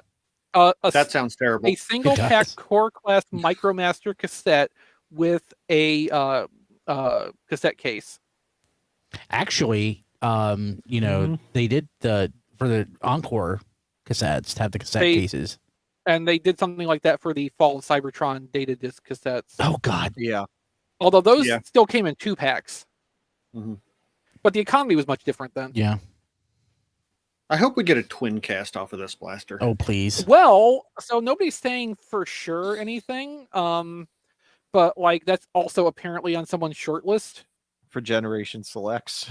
Probably, yeah. Yeah. Well, yeah. I mean, when you're going for Blaster repaints, you're kind of slim pickings. Well, and since we got Blaster coming and we've got a Soundwave and they like doing Shattered Glass They did now. they did Sound Blaster. So twin cast makes a lot of sense. But also getting a Shattered Glass Soundwave and Blaster Oh yeah. as well. Oh, and we need the bandana, so that could come with one of the cassettes in the core class. Oh yeah. So the other thing we can infer, I guess, from them moving figures from the next trilogy to Kingdom, which is the end of this trilogy, is Mhm. that there's not going to be a huge difference between what we have now and what we're going to get in the next trilogy. Yeah, probably not. Probably not. Yeah. Because like Siege was a significant change in design philosophy from Power of the Primes, but it wasn't something that was specific to what Siege was. Like, it was a design evolution that probably would have happened anyway, regardless of what the War for Cybertron trilogy would have been if it wasn't that. It's just a different approach to how they want to design the toys to make them a little bit more robust, look higher quality than having ball joints all over the place, that kind of thing. And then it just kind of worked out well for them that also helped with the weaponizer functionality. It made them able to support more weight on the same frames, basically. So, it was a revolutionary step in how the toys are designed, but it's not something that's isolated to this set of 3 toy lines. Or there's no reason to think it is. You know, my brain's but going there's right. just no major evolution in the next wave from what we can see. No, we're Yeah, there's no probably not evolution moving on to revolution. we're probably Thank not you. moving on to the Unicron Oh, trilogy. God. Thank you, Chris. I didn't want to be the one to say it. Yeah, no, I was right there with you. Just Diecast started talking before I could Yeah. get to it immediately, and I was also trying to avoid calling it a transformative step in the design because that's just too on the Yeah. nose. So, some red stuff too, potentially. Yes, I love how in the article I phrased part of this that they're introducing G1 Galvatron into Red Collection specifically to cause you pain. Yeah. Yeah. We presume the inclusion of Galvatron here is intended specifically to cause harm to Brian Kilby, outspoken critic of the Red Collection and noted obsessive fan of Galvatron. I love Galvatron. That's exactly how I wrote it in the article. Yeah, like I don't. There's a lot of Galvatron toys that I don't have. I don't have. I don't have one of the Japanese exclusive decoys. I don't have the vinyl. The BotCon model kit stuff. But yeah, that would. And you don't have the best one ever made, which was the Fans Toys. I sold it. You had it? Yeah. Oh, that's. I didn't care for it. You had It the was Fans okay. Toys one? Yeah, I had the Fans Toys one. I sold it. I know you had Mania King. And Yeah, you I gave got that rid one of that. away, but I sold. Yeah. I sold Sovereign. Man, Oh, it's okay. such a good figure. Yeah, it's too much metal. This red collection. Oh yeah, I is remember the too now- much metal conversation now. I remember that. Yeah, this red collection now is starting to make me mad because we Bumblebee. So haven't you're finally gotten. paying attention. Did you see Bumblebee? Yeah, Bumblebee's not great. There's no scale, which like in something like this, Oh. you want to, maybe kind of sort of do a little bit of scale because they do it with like the Black Series Star Wars stuff, and Marvel Legends has some scale. Nope, Red has no scale whatsoever. Do characters that don't transform that we never got. Like that's what I want. That's Well, what yeah. I want in Red. Well, here's the thing that I don't understand. They've already had 2 successful lines with Black Series and Marvel Legends that they know how the stuff scales relatively close to each other. They're doing it for G.I. Joe being a newer line, but I'm sure classified. but they are taking cues from Legends Series of Black. Why is Red Series being approached without that same mindset? Well, it's not the same thing. Yeah, well, I mean, Transformers are all over the place. It's I know, but I'm just saying, it just seems like I think what Don is getting at is from like a line design perspective, like for designing the whole series, not individual toys. It's kind of getting the short end of the stick relative to all their other collector figure lines. And Don, the only thing I can really compare to is think of Saban's Masked Rider versus Power Rangers and VR Troopers, where you had one really nice show, so to speak, one show that was obviously the second stringers, but was still, it had its heart in the right place and it was trying really hard. And then you had Saban's Masked Rider, which had all the leftovers. So I was thinking Don was talking about like from an engineering perspective. Like the engineering for Red Series in my mind should work like Marvel Legends are classified, but Transformers are not this morphologically. They're not the same kind of shapes. And I think some of like the joints and stuff that apply to those toys might not necessarily, like Marvel Legends or Black Series. I don't know how much of that translates to boxes. And plus, they're stuck in a price point where, like, Marvel Legends has expanded. You know, they use Build-A-Figures, they use, bigger price points to get those different scale characters when needed, like Hulk. Look at the Ragnarok villain that they just brought out. He's going to be like Surtur. $52, yeah, because he's like 13 inches or something like that. So they have those different price points in those collections now, where this is just a Walmart exclusive, or a Walmart figure from what we know, other than some that go on Pulse, and that's it. It's the $20 price point, or the $25. Well, yeah, and that's a lot of what's at issue here. I think is that whether it's that Hasbro sat down with Walmart and specifically made a deal with them to be the exclusive distributors of R.E.D, or that it's a Walmart exclusive because they shopped this around and nobody else wanted to take it on, and Walmart was just like, okay, give it to us, we'll do it, but we only want to handle one price point. We only want so much, per wave. Like if Walmart's taking this on as an exclusive, they're going to be in the driver's seat more than usual with it, and they're going to be dictating more terms with how they're going to handle it. So, for that reason alone, they're not going to have as much flexibility to introduce other sizes and price points to do these bigger characters at bigger sizes. Well, how long did and one more point, being an exclusive line, Hasbro might not be putting all their best resources into developing it. How long did it take Marvel Legends or the Black Series to introduce something that, like a vehicle or something that was a different price point than the figures, or a larger figure? It was a while, couple right? waves at least. See, with the Marvel stuff, it's a harder question because when Hasbro took on Marvel Legends, they also started the Marvel Universe, the G.I. Joe size figures. Yeah, but those don't cross over. No, but that was where they started getting into different price point stuff. Yeah. So, you had the Galactus and the Sentinel, which were Marvel Universe things that were jumbo sized.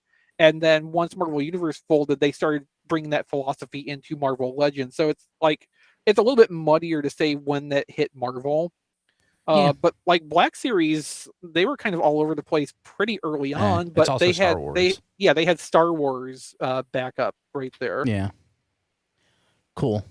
Okay. Any other thoughts? I don't know if it's cool, but yeah. Just the full list of figures though. So there's Galvatron, which we talked about and spun us off into this whole mess. G1 Shockwave, and Transformers Prime, Optimus, and Megatron. Okay. And then there was, like you referenced earlier, the listing for a variant version of Hot Rod, which maybe that's the magenta version, maybe it's something else. I don't know. And it's not in the show notes, and honestly, I don't even know where you would find news for it. But apparently, there's some new stuff showing up at Authentics for Authentics.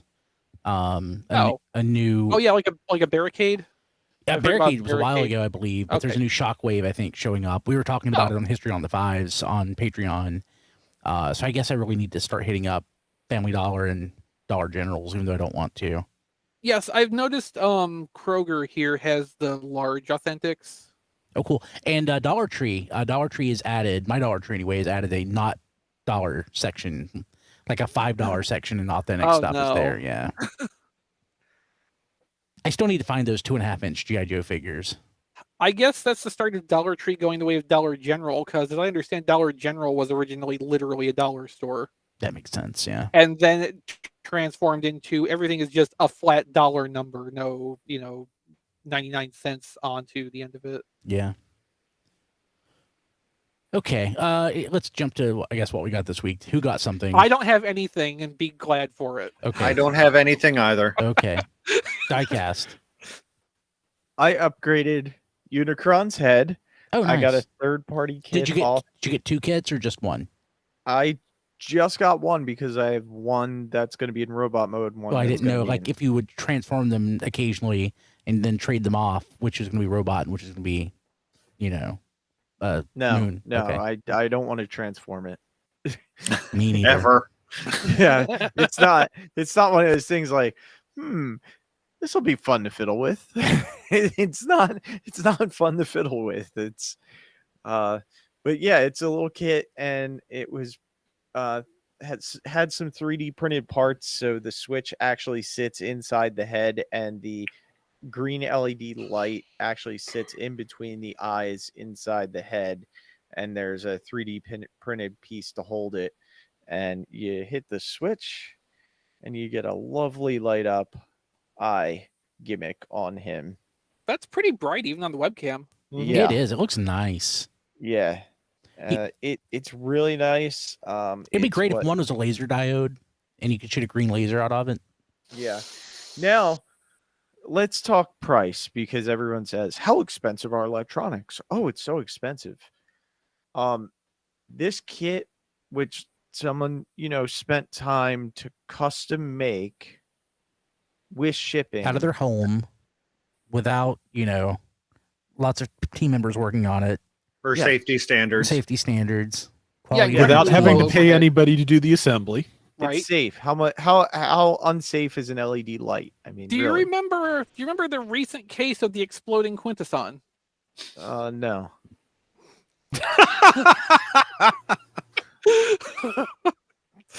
Dr. A exploded a couple of months Oh, ago. yeah, that Dr. was a exploded. different that was a different situation and a different type of battery.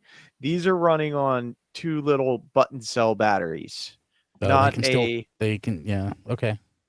But no, Kilby's exactly right. There's almost no overhead to that. And, safety oversight might not be as much of a thing, but like when you're doing this on factory margins, where you've got people whose specific job it is to do that, you're paying those people specifically to install electronics, and you also to supply large quantities, et cetera, et cetera. And, for transformers which have a tight production margin anyway, it's out of field for it, even if you can get something like that off of AliExpress for 5 cents. But tell us how much it costs diecast. Yes, we It still is- want to know that part. It was like $20, which that includes light. shipping. And a switch. There's a switch in there. And You know how switch. much how much a switch costs? Like 30 cents. You know how much an LED costs? Like Less 30 than that. cents. So you got That's cheated. what I'm saying. You got I miss you our got- local electronics store. Yeah, you got Okay, yeah. so Well, the Let's roll your problem is own. if I would have made it myself, to buy the Switch off Amazon, it came in a set. Radio Shack. Is Radio Shack even a thing? it's okay. So there is a shop in town that has a Radio Shack sign in the window, but it's not technically Radio Shack anymore. It's like Highland Electronics, Oh, yeah. because that was the owner of the Radio Shack franchise, and they just kept the sign up when Radio Shack Yeah, we have stopped that too. being an entity. Something like that. Yeah. They're like No, but they're this- electronic stores. I priced it out. It was a lot easier, and it was about the same price. Just let him Coward. make the thing and send it to me. No, But- diecast. That's not a bad price for, and it considering you spent $650 on the Unicron. Yeah, adding- no, I mean, we're not actually like ragging on you for spending $20 It on looks a lighting great. kit. We're using that to prove the point that electronics are too expensive to put in Transformers at the current pricing model. Brian Because just you said spent the an Switch is extra like 20 30 cents, and the But lights like you spent an extra $20 on it. yes. And if you spent $20 on that, Hasbro and their factories probably would have spent about $4 or $5 on that to install it per unit. Yeah.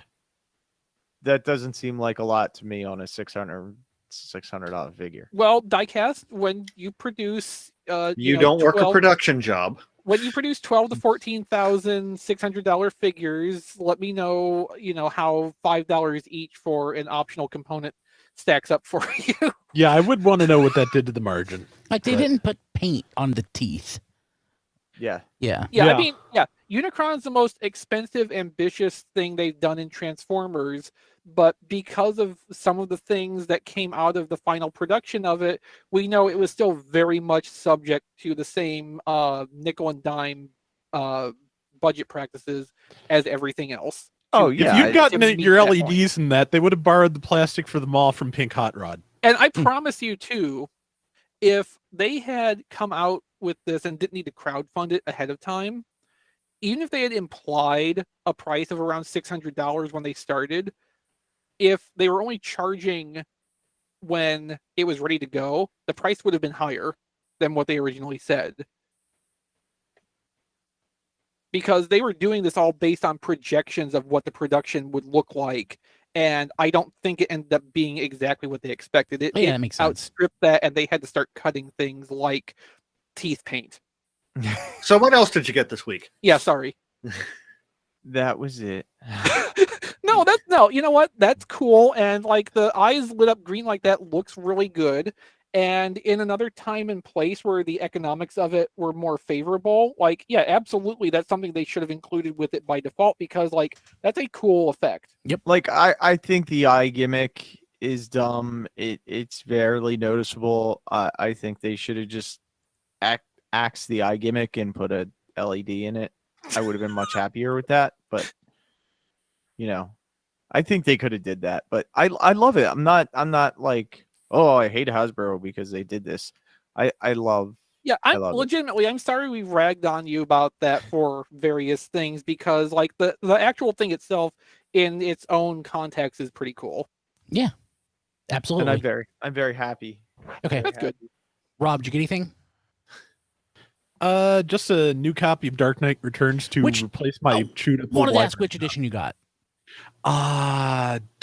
Not exactly sure how to tell them apart, but it's the one with the Batman standing behind the building, a very large Batman behind the behind the Gotham Twin Towers. Okay, when you said you got you wanted to make sure it was authentic to the original as possible, I was thinking you might have got the old, like 30-year-old, 25-year-old complete Frank Miller Batman.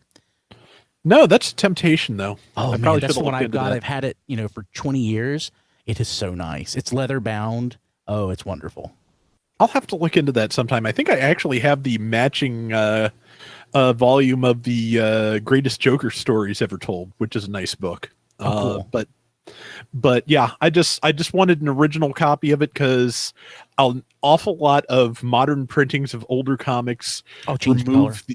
remove the work of the original colorists, and that is not okay. So I got an original version, and I'm pretty happy with that. It's my favorite comic ever. I read it all the time. I've read it well over 100 times. It's my favorite. It's my favorite comic. It's It's a too good bad comic. there was never a sequel to it. That is exactly right. Never.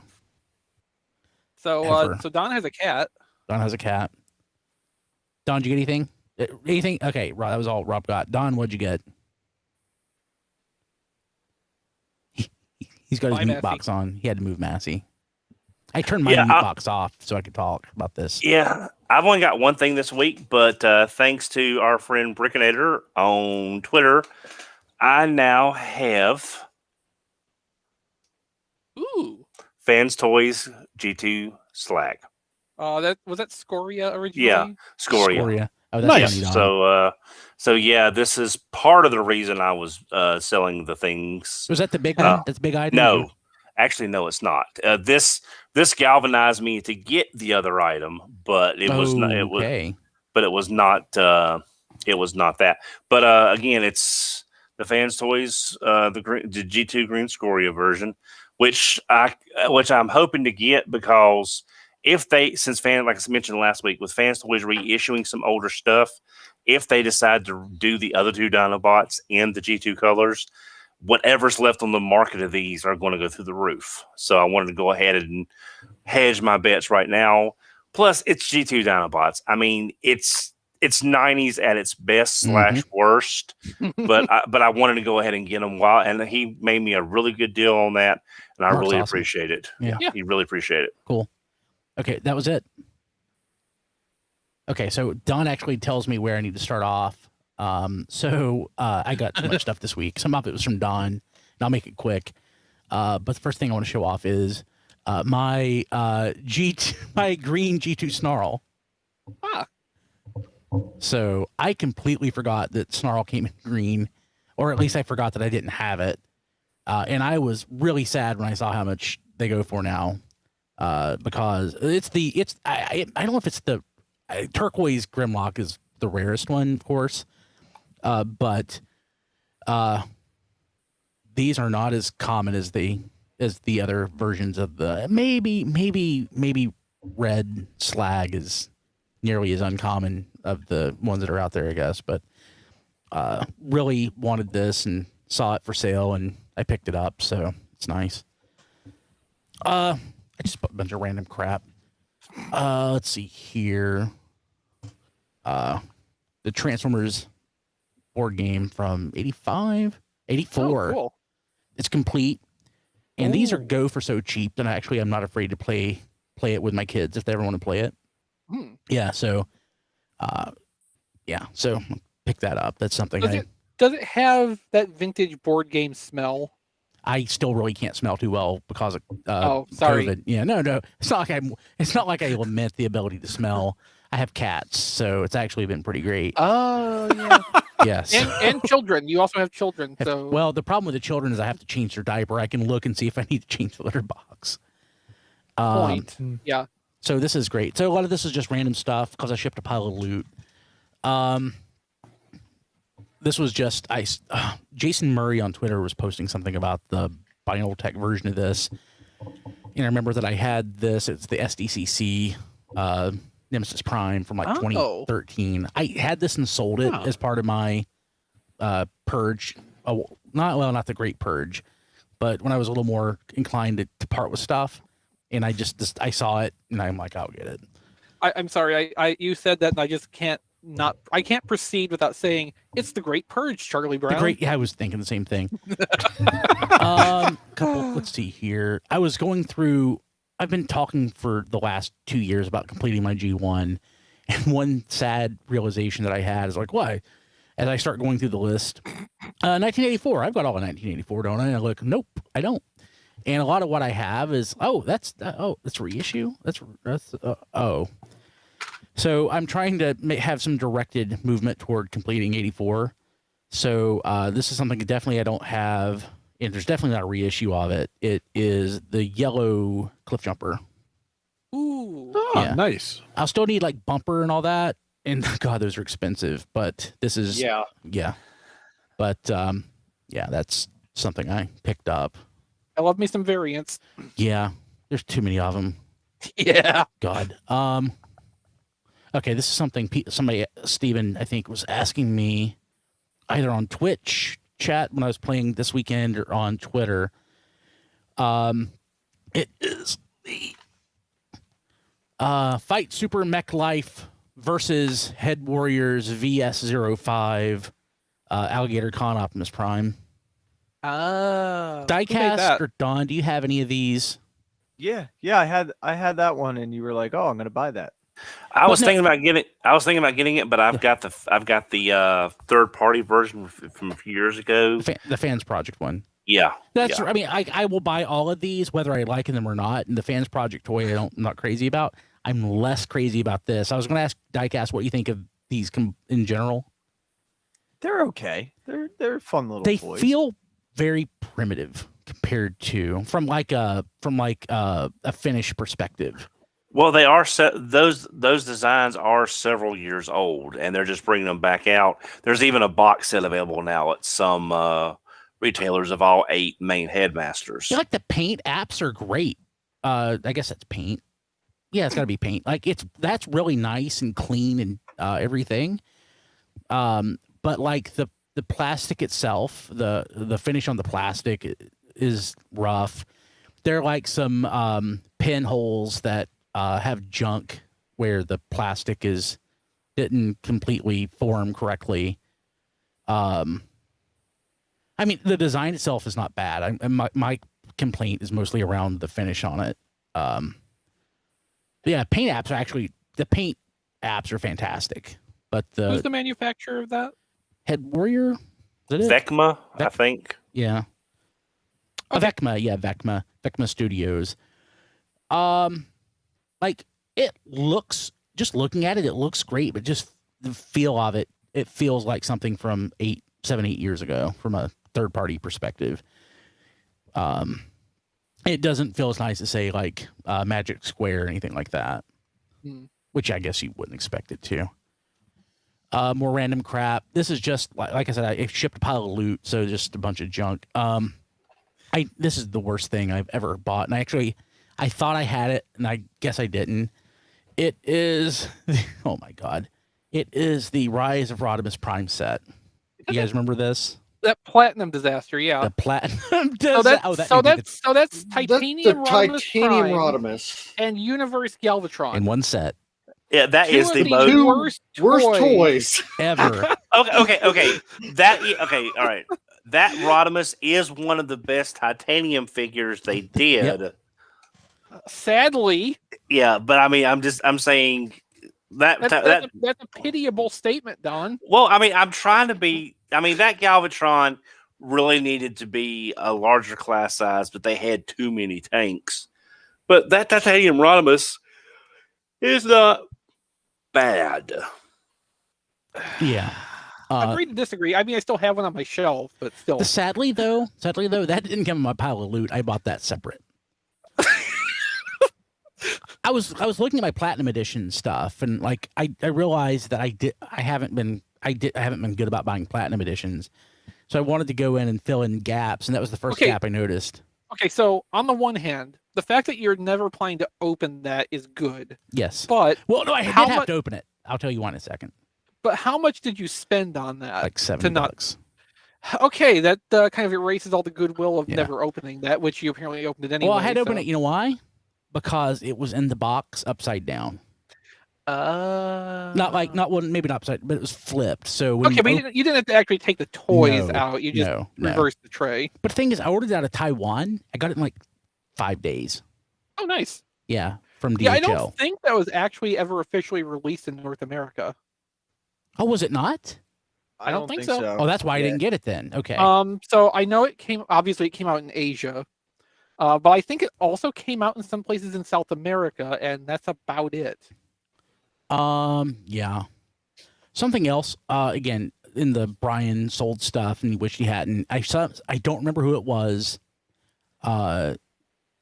Maybe I'll just be honest. I like lust over the stuff that Scotty from Twincast posts on his Twitter.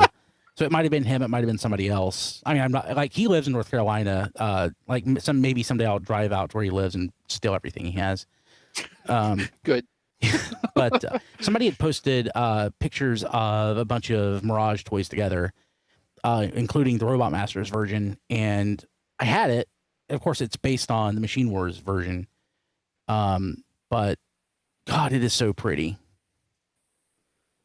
Oh yeah. God, I forgot about that. Beautiful. And I'm pretty sure this is one I had. I got this like for $30 mint and sealed box. Yeah, Robot Master stuff is not like stupidly expensive in general. Yeah, so don't price a couple. Yeah, there's a couple like. Fortunately, I think the ones Neo I have. Convoy tends to be a little bit higher than most. Star Saber, I think. God, and I think Reverse Convoy. Reverse Convoy, yeah. I have Reverse Convoy. Reverse Convoy in the package is kind of absurdly expensive a lot of the time. Yeah, that was one that I had originally that I sold, but I bought that one I think last year in my rebuy-a-thon. Loose Reverse Convoys, when you can find them, usually aren't terrible. Yeah. No, I haven't been bothered enough to find one for myself yet, though. Okay, so random stuff. I think I've been working on getting the motivators. And I think in the next Euro stuff that I'm going to get is Rescue Force. And of course, it's not Rescue Force are repaints of 4 of the members of Lio Kaiser. But the Rest Force. But I'm Rescue Force. I'm going to get it. So they do still combine. And I guess the colloquial name is what? Rescue Kaiser? Big Rescue. Or Big Rescue. Yeah, Big Rescue Force, I think. So Rescue Kaiser's good too, though. Yeah, I like Rescue Kaiser. Sounds Sentai. Yeah, so there are a couple of resin heads out there. There's one on eBay I got. It came out of the UK, but it's white with blue eyes. I have a red one somewhere. That's cool. So yeah, I got this. Figuring the next thing I'm going to do is get Rescue Force. An AFA set of them sold recently for way less than I would have thought. But I would have wanted to crack them open. Rescue Force is not not prohibitively expensive. They're not, but they are also not very common to find. No. Yeah, so there's usually one or two up on eBay, but they are missing pieces or something, and but I was shocked how relatively cheap the one set popped up for recently. I wish I'd have caught it, but yeah, really can't wait to get that. So here's that. I guess the least interesting stuff. I got the Volcanicus set came. They look really nice in the new just apps and everything. I mean, there's still. I thought you weren't getting that set. So I canceled this. I had it pre-ordered from Pulse, and I canceled the pre-order. I'm like, I don't want it. Then I thought it's a Generation Select set. I will regret it if I don't get it when it's more expensive. So I re-pre-ordered it through TF Source, and I got it like 2 days after the people who ordered it from Pulse got it. But it came in a normal size box instead of a giant box. So is the paint really worth getting another set of those for? Oh, it's pretty. It's pretty, Don. But Don, remember, this is Kilby saying it, and he will convince himself it was worth buying anything. Yeah. Oh, this is true. Your mileage may vary. They look great in person, except for the fact that it's still the Power of the Primes Dinobots, so that part still sucks. I mean, they may not be the greatest Dinobots ever, but they're perfectly serviceable Dinobot toys, except for Grimlock. Let me finish, damn it. There's a reason that I did not buy Power of the Prime's Grimlock until I found one at Ross for like $10. That's what but he looks so nice. He's painted up so nice. I mean, he does look like Grimlock. I mean, I don't think they did a terrible job with him. They didn't do it. He just suffers because he's a combiner. Yeah.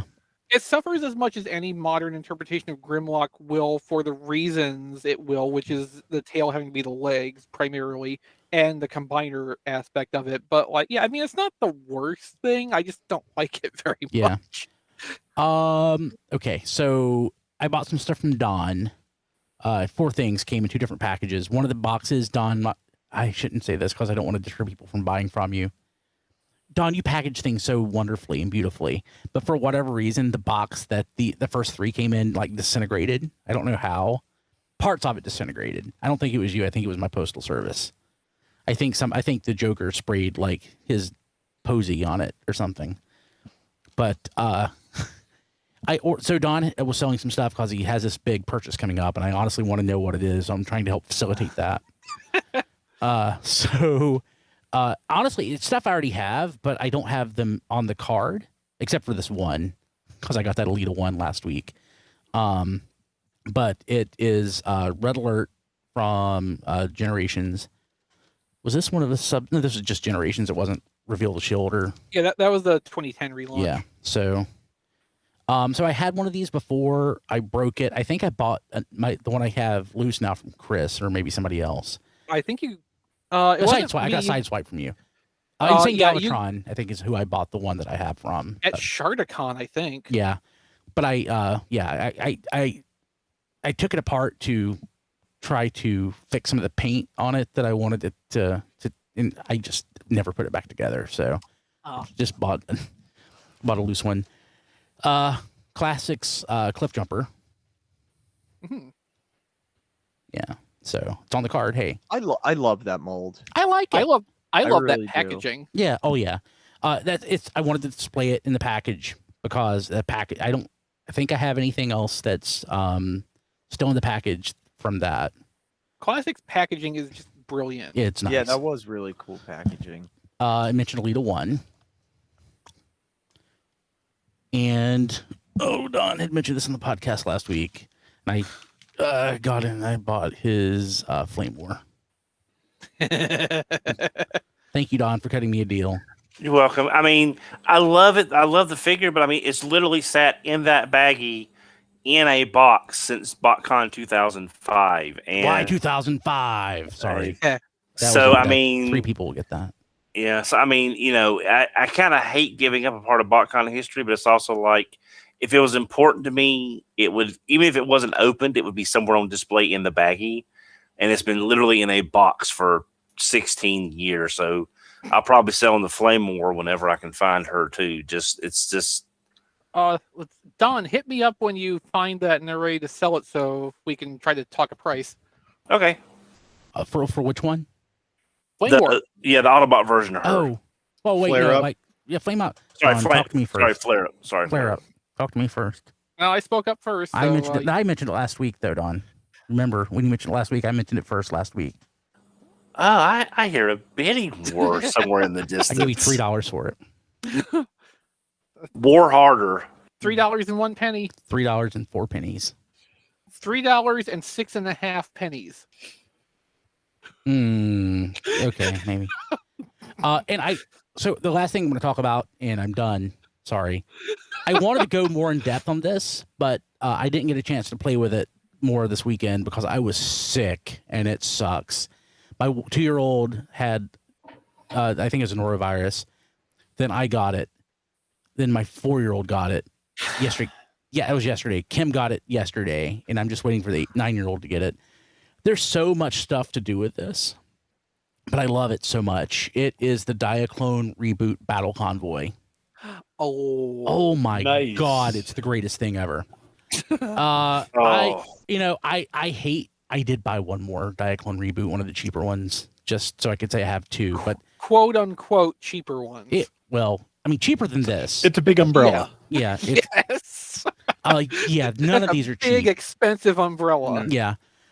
So basically, it's Diaclone Reboot. So I'm not going to even pretend to understand all the when I say backstory in respect to like the design philosophy and why this line even came to being. But the way that basically I understand this, the rebooting Diaclone with this specific sort of play style that is heavily inspired by the original with like the drivers and stuff. The play pattern is like tons of accessories and parts. And this is basically in that style what Convoy or Optimus Prime would be like if he were created in that form. And let's see here. Oh, the trailer's over there. The trailer is massive, and they make expansion bits for the trailer, which so you can do more with it. I really did not get into fiddling with it like I would like to.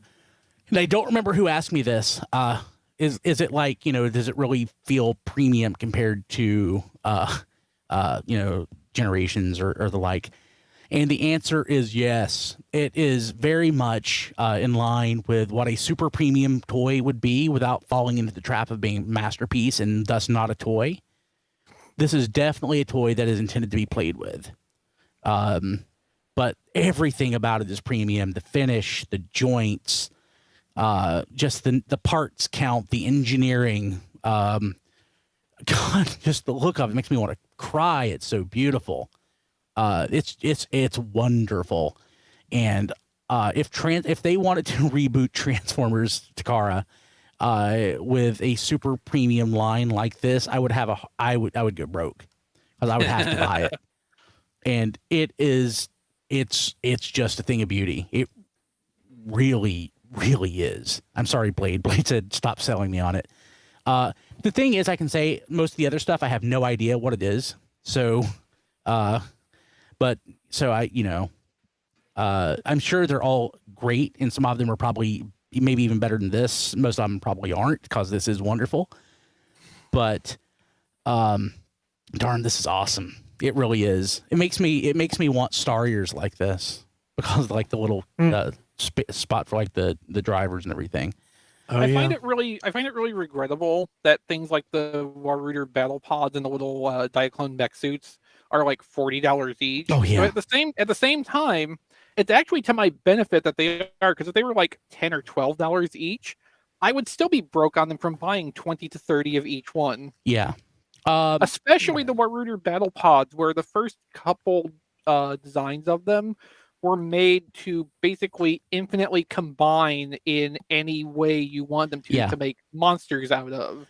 And that is like totally my jam. If I wasn't buying Transformers, if I had no other hobbies, I would probably be buying these. it is. I don't even know how to put it, other than saying it is super premium while maintaining its toy identity is probably the best way I can put it. It's an adult toy. I wonder if kids play with these things. I guess they do. Older kids.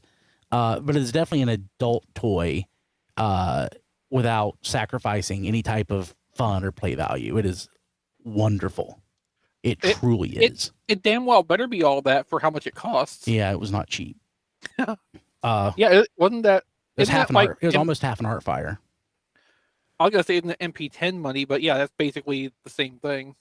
Yeah, it was like 2/3 of a MP44.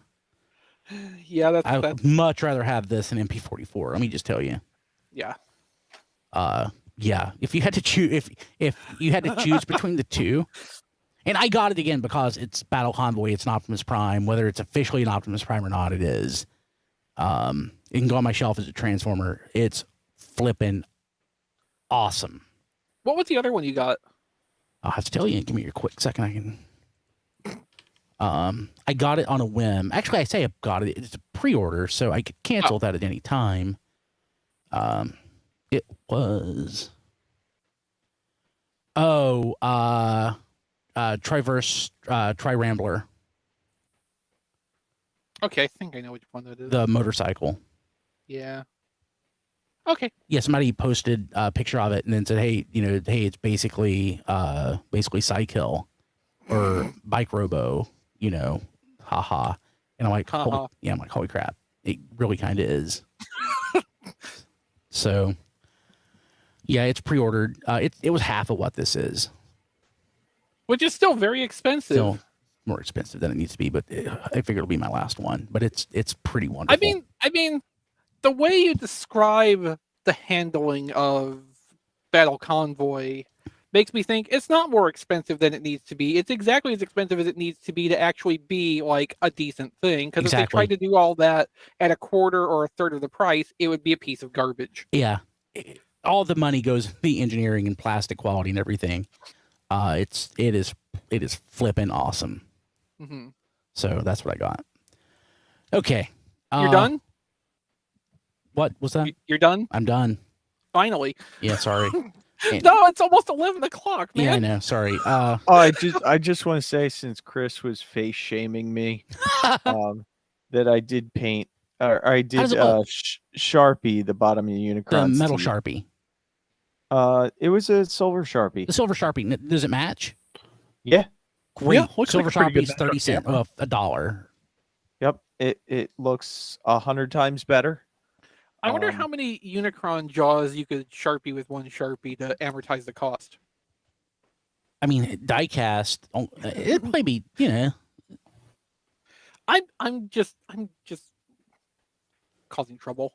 But no, realistically, I mean, you could probably get 40 or 50 Unicrons per Sharpie. Oh, probably more than that. You think so? Yeah, Sharpies go a pretty long way. Yeah. Yeah. I mean, okay, maybe not the more like esoteric ones like that, but a normal Sharpie goes a pretty long way. Yeah. But just want to point out, this was in my pile of loot, so this wasn't like something I just got. It's something that you'd been preparing yourself for some time. Yeah. And recovering from for some time. Yeah, and this is one where you had to put down a deposit. So.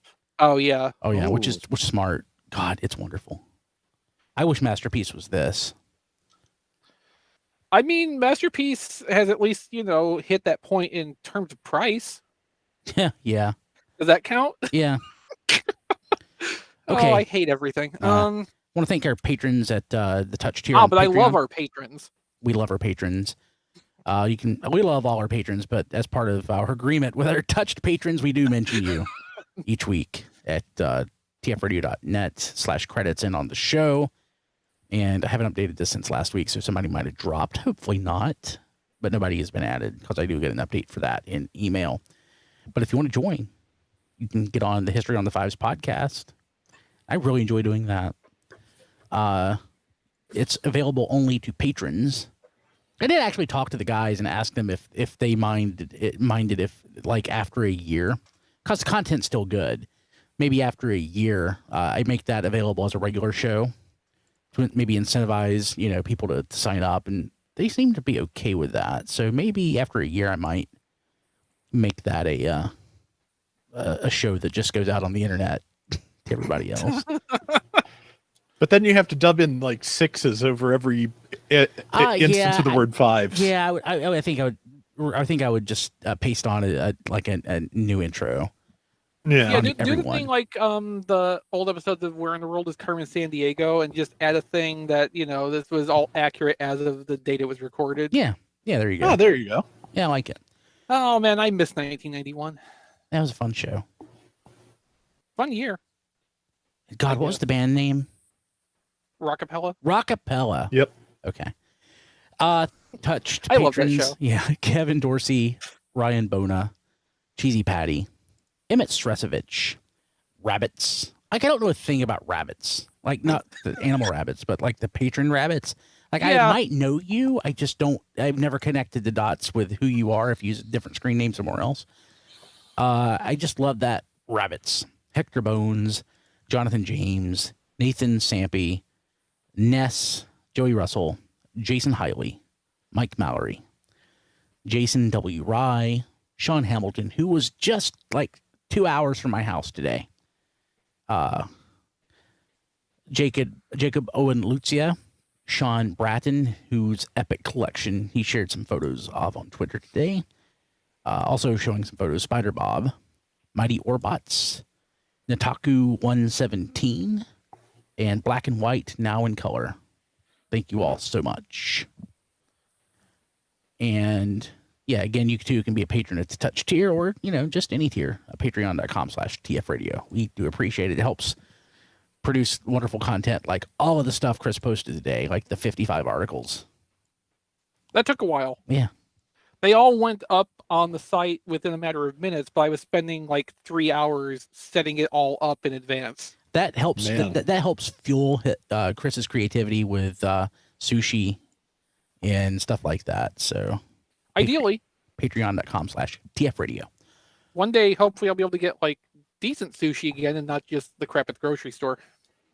Oh, which yeah. is okay, but 4 minutes from my house, there's a good sushi restaurant. My only problem is it takes forever to get it once you order it. So, but it's delicious otherwise. Well, yeah, but that means like, it's probably pretty good quality then, since they're actually like busy. taking their time making it. Yeah, it's busy. Yeah. Okay. You can find us on the internet, tfradio.net. Specifically want to call out our Roku channel. If you have a Roku, you can sign up. You can just install the app and watch us there. Put quite a bit of time in getting that up and going, and spend quite a bit of time during the week on it. So that's just a great way to watch. And my kids like, "Oh, can we watch you on TV?" And I'm like, "No, you can't."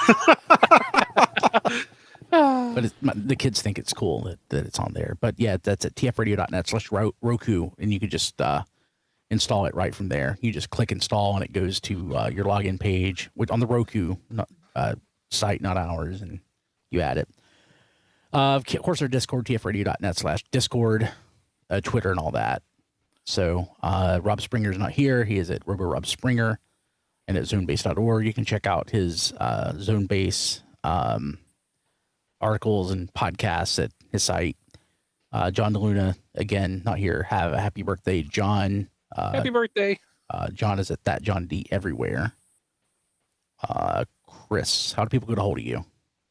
I'm personally on Twitter at ChrisRTXV. I have an Amazon wish list at tfradio.net/ChrisList, from which you can send me random cool things to hopefully, brighten my day a little bit, and also send a little bit back in referral revenue to the show. For my toy photography work, you can find it collected at playwithphotography.com for things like galleries and articles. Also random photos all over social media, such as at instagram.com/playwithphotography or at playwithphotos on Twitter. If you like the work I do, you can show some support for as little as $2 per month at patreon.com/playwithphotos. And personally, I would just like to give a shout out to our live audience who has stuck with us absurdly late tonight as we've dragged on one of the longest shows in recent memory. You guys are all troopers, and I we're love over 2 you all. hours. Yeah. This is one of our longest in a long time. Yeah, it is. We haven't beat 2 hours in on a regular show in a while. No. Yeah. Rob. Okay, I'm on Twitter at Figure Reviewers and Rob Flails. Rob Flails is the Twitter account for Flail Throughs, my YouTube channel. Still covering Gundam Battle Operation 2, free-to-play Gundam game. Really enjoying that. Got the mass production Q-Blade this week, which is fun to use. It has many funnels, which again will make sense to Chris and no one else in the world. But well, they kind of look like funnels, so I mean that part makes sense. Yeah, but at any rate, if you want to check that out, youtube.com/flailthroughs, and if you like what you see there, patreon.com/flailthroughs, where you can hurl money at me to do specific rounds with color combinations, weapon options, what have you. And I also have a wish list that works along the same principles as Chris's at tfradio.net/playlist. Cool. Diecast. You can follow me on Twitter at Diecast2. You can like my reviews on Reviews by Diecast or tfradio.net/reviews. And you can like my Facebook page at Reviews by Diecast. It's cool. bedtime. Yeah. Don. It's well past bedtime, Diecast. I can be reached on Twitter at HMRC, the number 4 EVR. I have a Massey Attack list on Amazon that Brian puts weird and obviously strange things on. I don't expect anyone to buy anything from there, like the coffin, which thank goodness is gone, because that was really making my fiance nervous. But there is the Massey Attack list. Speaking of my wonderful fiance, we will be putting a wedding list up before too long. Just some small little things we need for whenever we do find a bigger place in this wonderful housing market that we're finding ourselves in right now. Can we send you a case of Duke's mayonnaise as a housewarming present? If you want me to throw it back at you the next time I see you, sure. What about a box of Cadbury eggs? I'm type 2 diabetic, Diecast. I don't need the temptation as it is. What about the fiance? Does she like Cadbury eggs? Cadbury eggs are on the Massey Attack wish list, by the way. And right now I'm also adding some flex cuffs. Just FYI. We're getting a live update right now from Don's fiance about the Cadbury egg status. I don't think we've ever asked this question before. She likes the chocolate Cadbury eggs, not the ones with the cream filling in the middle. The chocolate ones. The mini ones. Not the chocolate mini cream filled. Yeah, she has good taste. Yeah. The ones that are chocolate cream filled are just impossibly too sweet. And if you look at my timeline on Twitter, I am selling a lot of small things right now to pay for a few of the purchases I've made lately. So I do have my list of stuff on the my timeline on Twitter. Cool. I'm actually checking it out now. Jacob says he should send you some Cadbury mini eggs from Canada because the U.S. ones are not good. No, Cadbury eggs are wonderful. I usually don't have the minis because they usually sell out first before they go on clearance.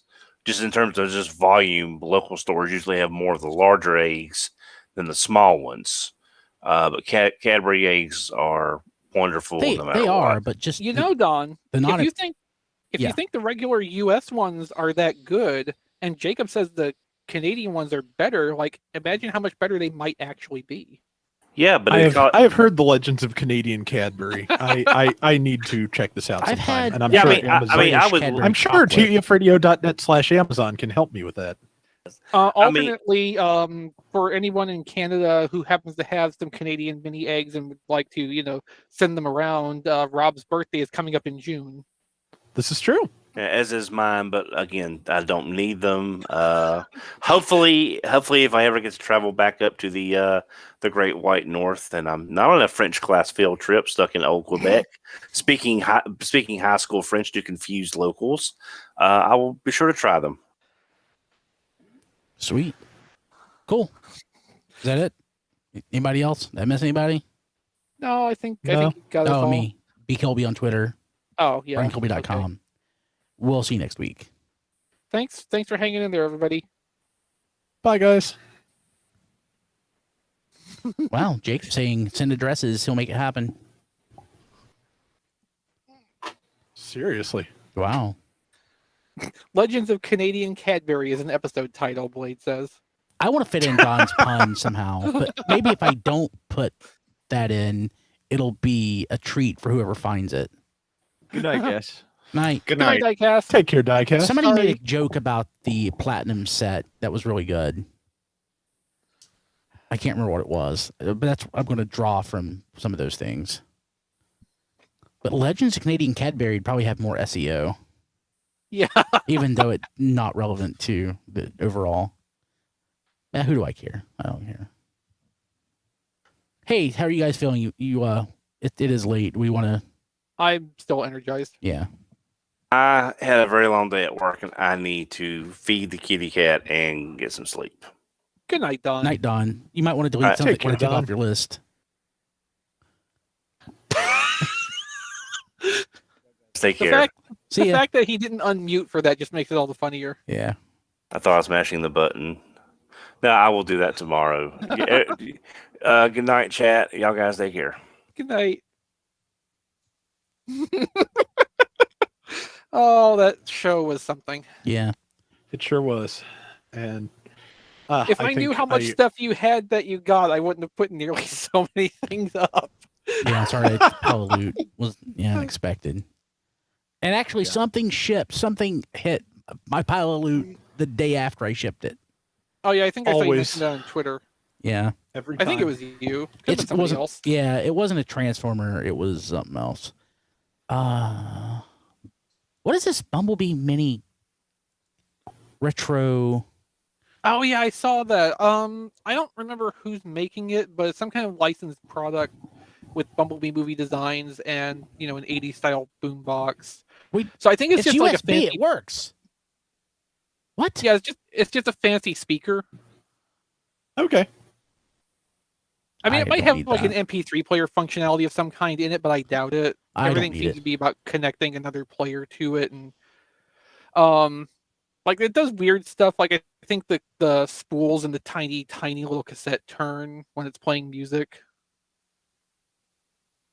Neat. That's weird. I'm sorry. It just Like- this made me think of the old Bill and Ted figures and how you could get basically a little headphone speaker for them that functioned as an amp. Oh, neat. Yeah, and when they were counter action feature figures, so they you squeeze their legs together to make them do air guitar, Oh, and yeah. if you could actually plug them into the amp, and the music would only play when you press down on them. Well, that's kind of great. Yeah, I think those have really kind of shot up in price, especially with the new movie last year. Sadly, I bet. Yeah, when it's And like the one other of the three thing- new movies that came out. Yeah, and with the the other problem, of course, with old Kenner squeeze the legs together action features is the legs come They off. break. Yeah. Yeah. Yeah, which happened to my TED and my death, which is kind of a problem. Oh man. A little bit. And, Yeah. Yeah. We Canadians have large bags of Cadbury mini eggs just laying around all year here. Okay. Dang.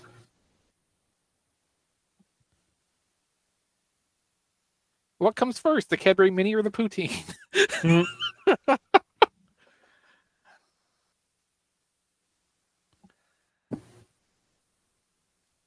Actually, people watching live, it's late, and Yeah, we're losing our second win. and I have to go. I actually have to work too. So. Oh, geez. Yeah. So. Wow. We'll catch you later. Thanks again, everybody. Thanks, you See guys. you later. We'll see you Take next care. week. Okay. YouTube is